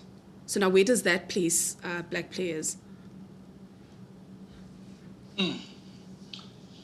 Thank you, Fumisa. So that paragraph, I want to start like this. If SACA was an all-white or an all-black organization, right, what would its position be in relation to issues of transformation? Because transformation is not always just race-based. It can be cultural transformation. And also issues of selection. You have to start there. The problem is if you get gripped into the race narrative as a union, you will miss why you exist, right? So even that the posture, and I know that argument that's been made there. I've held a different view, right? That yes, that's the organization's position, but if you want to effectively represent a non-racial society, you must be at the round table. You don't have to make the decisions about selections, but you must know what is informing the selection, right? So that when player X comes to you and says, sir, I've got an issue, you know exactly what the issue is. And you can be honest, because people I can tell you sitting here that there is no player in cricket who wants to be mediocre or in any sport at a professional level. So we must not sugarcoat things. If someone was not good enough, there's nothing wrong with telling them that, sir, at this level, you are not good enough. You're not cutting the grade. You got to pull up your socks. And the trade union is in a position to have that conversation with its member to say, member, no. We want, because, and it's a self-interest and it's a self-serving discussion that you must have with your member, because if your members are excelling, guess what? Your commercial interests are also going to excel. So SACA has a responsibility to ensure that it holds its members across the racial divide accountable, right? Irrespective of whether, yes, they must not, then theirs is not to get involved in the setting of the targets. That's a no-brainer, right? Nor is it for them to select teams, but they must know, because when you distribute the monies, you are distributing them based on selection. You are distributing them based on people being on the field of play. And that informs, that is why you are there. So if a member is coming and saying, I'm not being selected, you must at least have an understanding of why your member is not being selected and what the issues are arising to that. Because you can also say to them, well, something dodgy is going on here, or listen, from what we have in front of us, you're not performing well enough. And that can be had with a union, can be had with your coach. And your first point of call, actually, that should be a conversation with your coach that you have and your franchise. But if you are not satisfied with what the franchise is telling you, you should have the capacity, you should be enabled and feel empowered that the buck stops with my union. If my union is going to be my truth teller, then I know that they truly represent my interest, right? So, and you have to get into those nuts and bolts. And these are tough conversations to have with players, but if you are servicing their interests, you want to know, I definitely feel you must be involved at that level. Because that's why we keep having these punctures. Players, you only have to wonder, currently in the system, do players feel discriminated as we speak? Because right now, a lot of the players that have come forward have been in the system. So you have to ask the question, currently, do players feel discriminated? How is that going to be dealt with? You know? Sorry, Fumisa, you had a second question that overlaid to that. I think you've answered it briefly, but I was just asking whether, you know, due to the shortcomings, you know, that you've just highlighted, whether SACA is the best structure for black players. Because, I mean, I asked this question because there are players that have come forward that would state that they would raise their complaints about racism to SACA, And SACA would say, well, we represent both players, you as a black player and as a white player, and you both have a grievance about racism. So, well, let's just take it back to the union, you know. So I would like to just know whether, in your opinion, is SACA the best structure to represent black players? So, in my experience, I've always said SACA is a good organization in terms of its commercial interest and to represent all players, by the way, right? From the commercial structure. What needs to be done and what needs to be fixed is that SACA must take ownership that the transformation is part of their issue. They must deal with it decisively, and they have to get their hands dirty.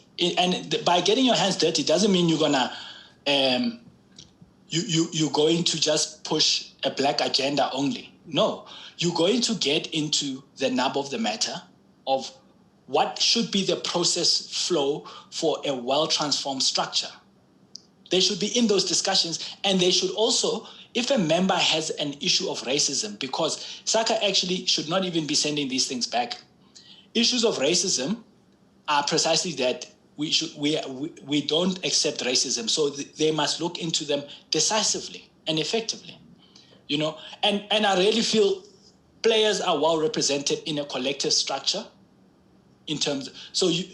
And it's about fixing the issues. You don't have to say black players go there. They can, believe you me, they can. An alternative structure can emerge, and it can service them, and they'll just have a competitor in the room. But if you ask me from where I'm sitting, you build on what you have. And I think for the players in the system currently, they have an organization that can actually look after their commercial interests really well, right? But there are issues of transformation. There are issues of how does SACA deal with racism? How does SACA, as a trade union, deal with these issues that are arising? And I'm of the view that they have to get into the mud.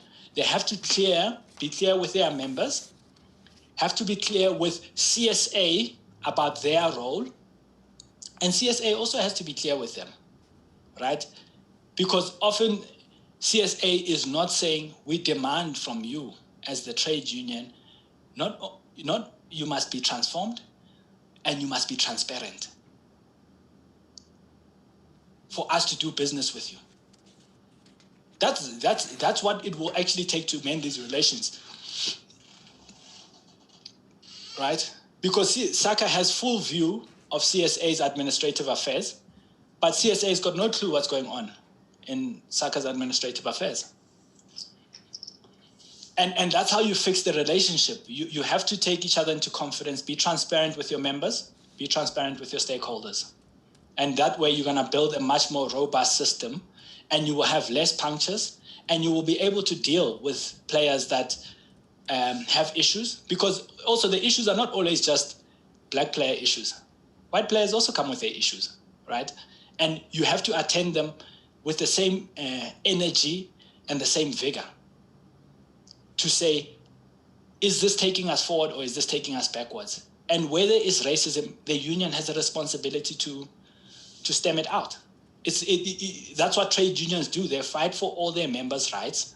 And therefore, South Africa is very clear about what we need to do with racism and discrimination. And SACA must equally adopt that position.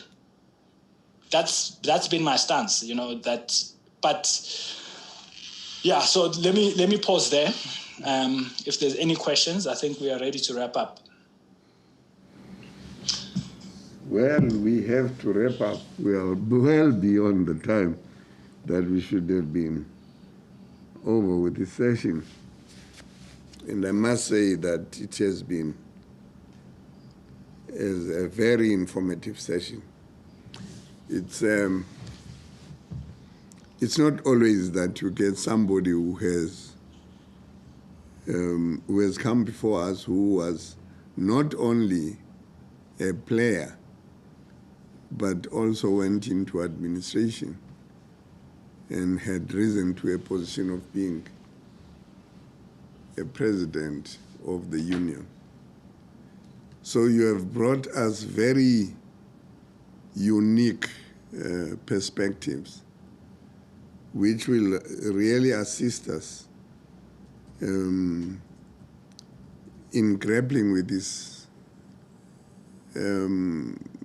project, which is becoming more complex as one hears testimonies. And one hopes that those who are mentioned by those who have been testifying before us, and I'm saying mentioning, even those people who are mentioned, let alone those who are implicated, even those who are mentioned, it would be in their interest to come and answer some of the questions that even you posed to them through this testimony, to say, there are certain things that happened that I cannot even explain, and it would be in the best interest of those people about whom I'm saying things if they could come and explain certain facets or certain aspects of their conduct which baffled me. And as a consequence, we also think in the same way. We hope that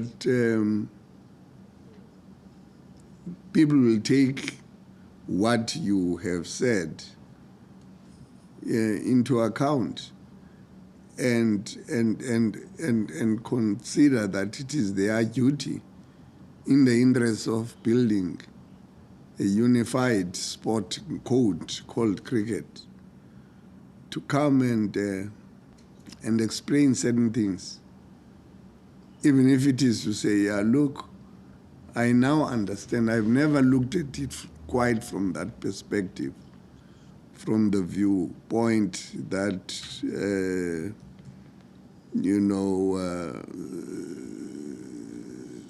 the testimony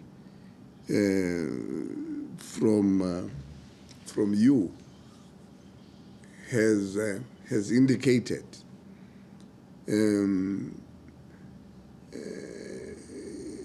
And against that backdrop, it is only for me to do that which I've been doing to everyone who came here to engage with us in the debate, which is very critical.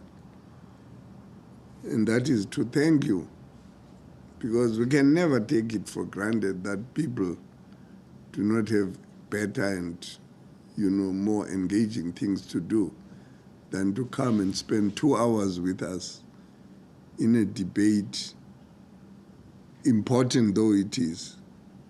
So we could not have taken your willingness to participate, especially given that it is not lost on us that certain people do not take kindly to some of the things that we have been expressing openly about the subject matter of our project, unfair discrimination. Therefore, there is something to be said about a willingness of a person like you to come and be part to these conversations. And one would hope that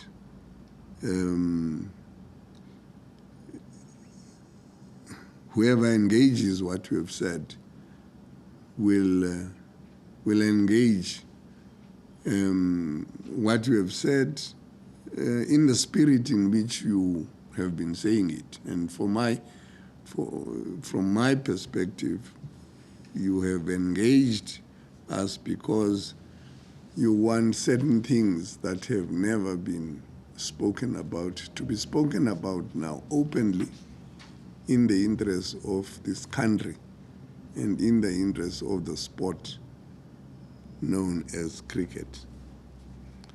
So we will adjourn now on a note that says thank you very much for your participation. Thank you, Chair. We are at 13:30 now. We We will take the hour. So the next session will resume at 14:30.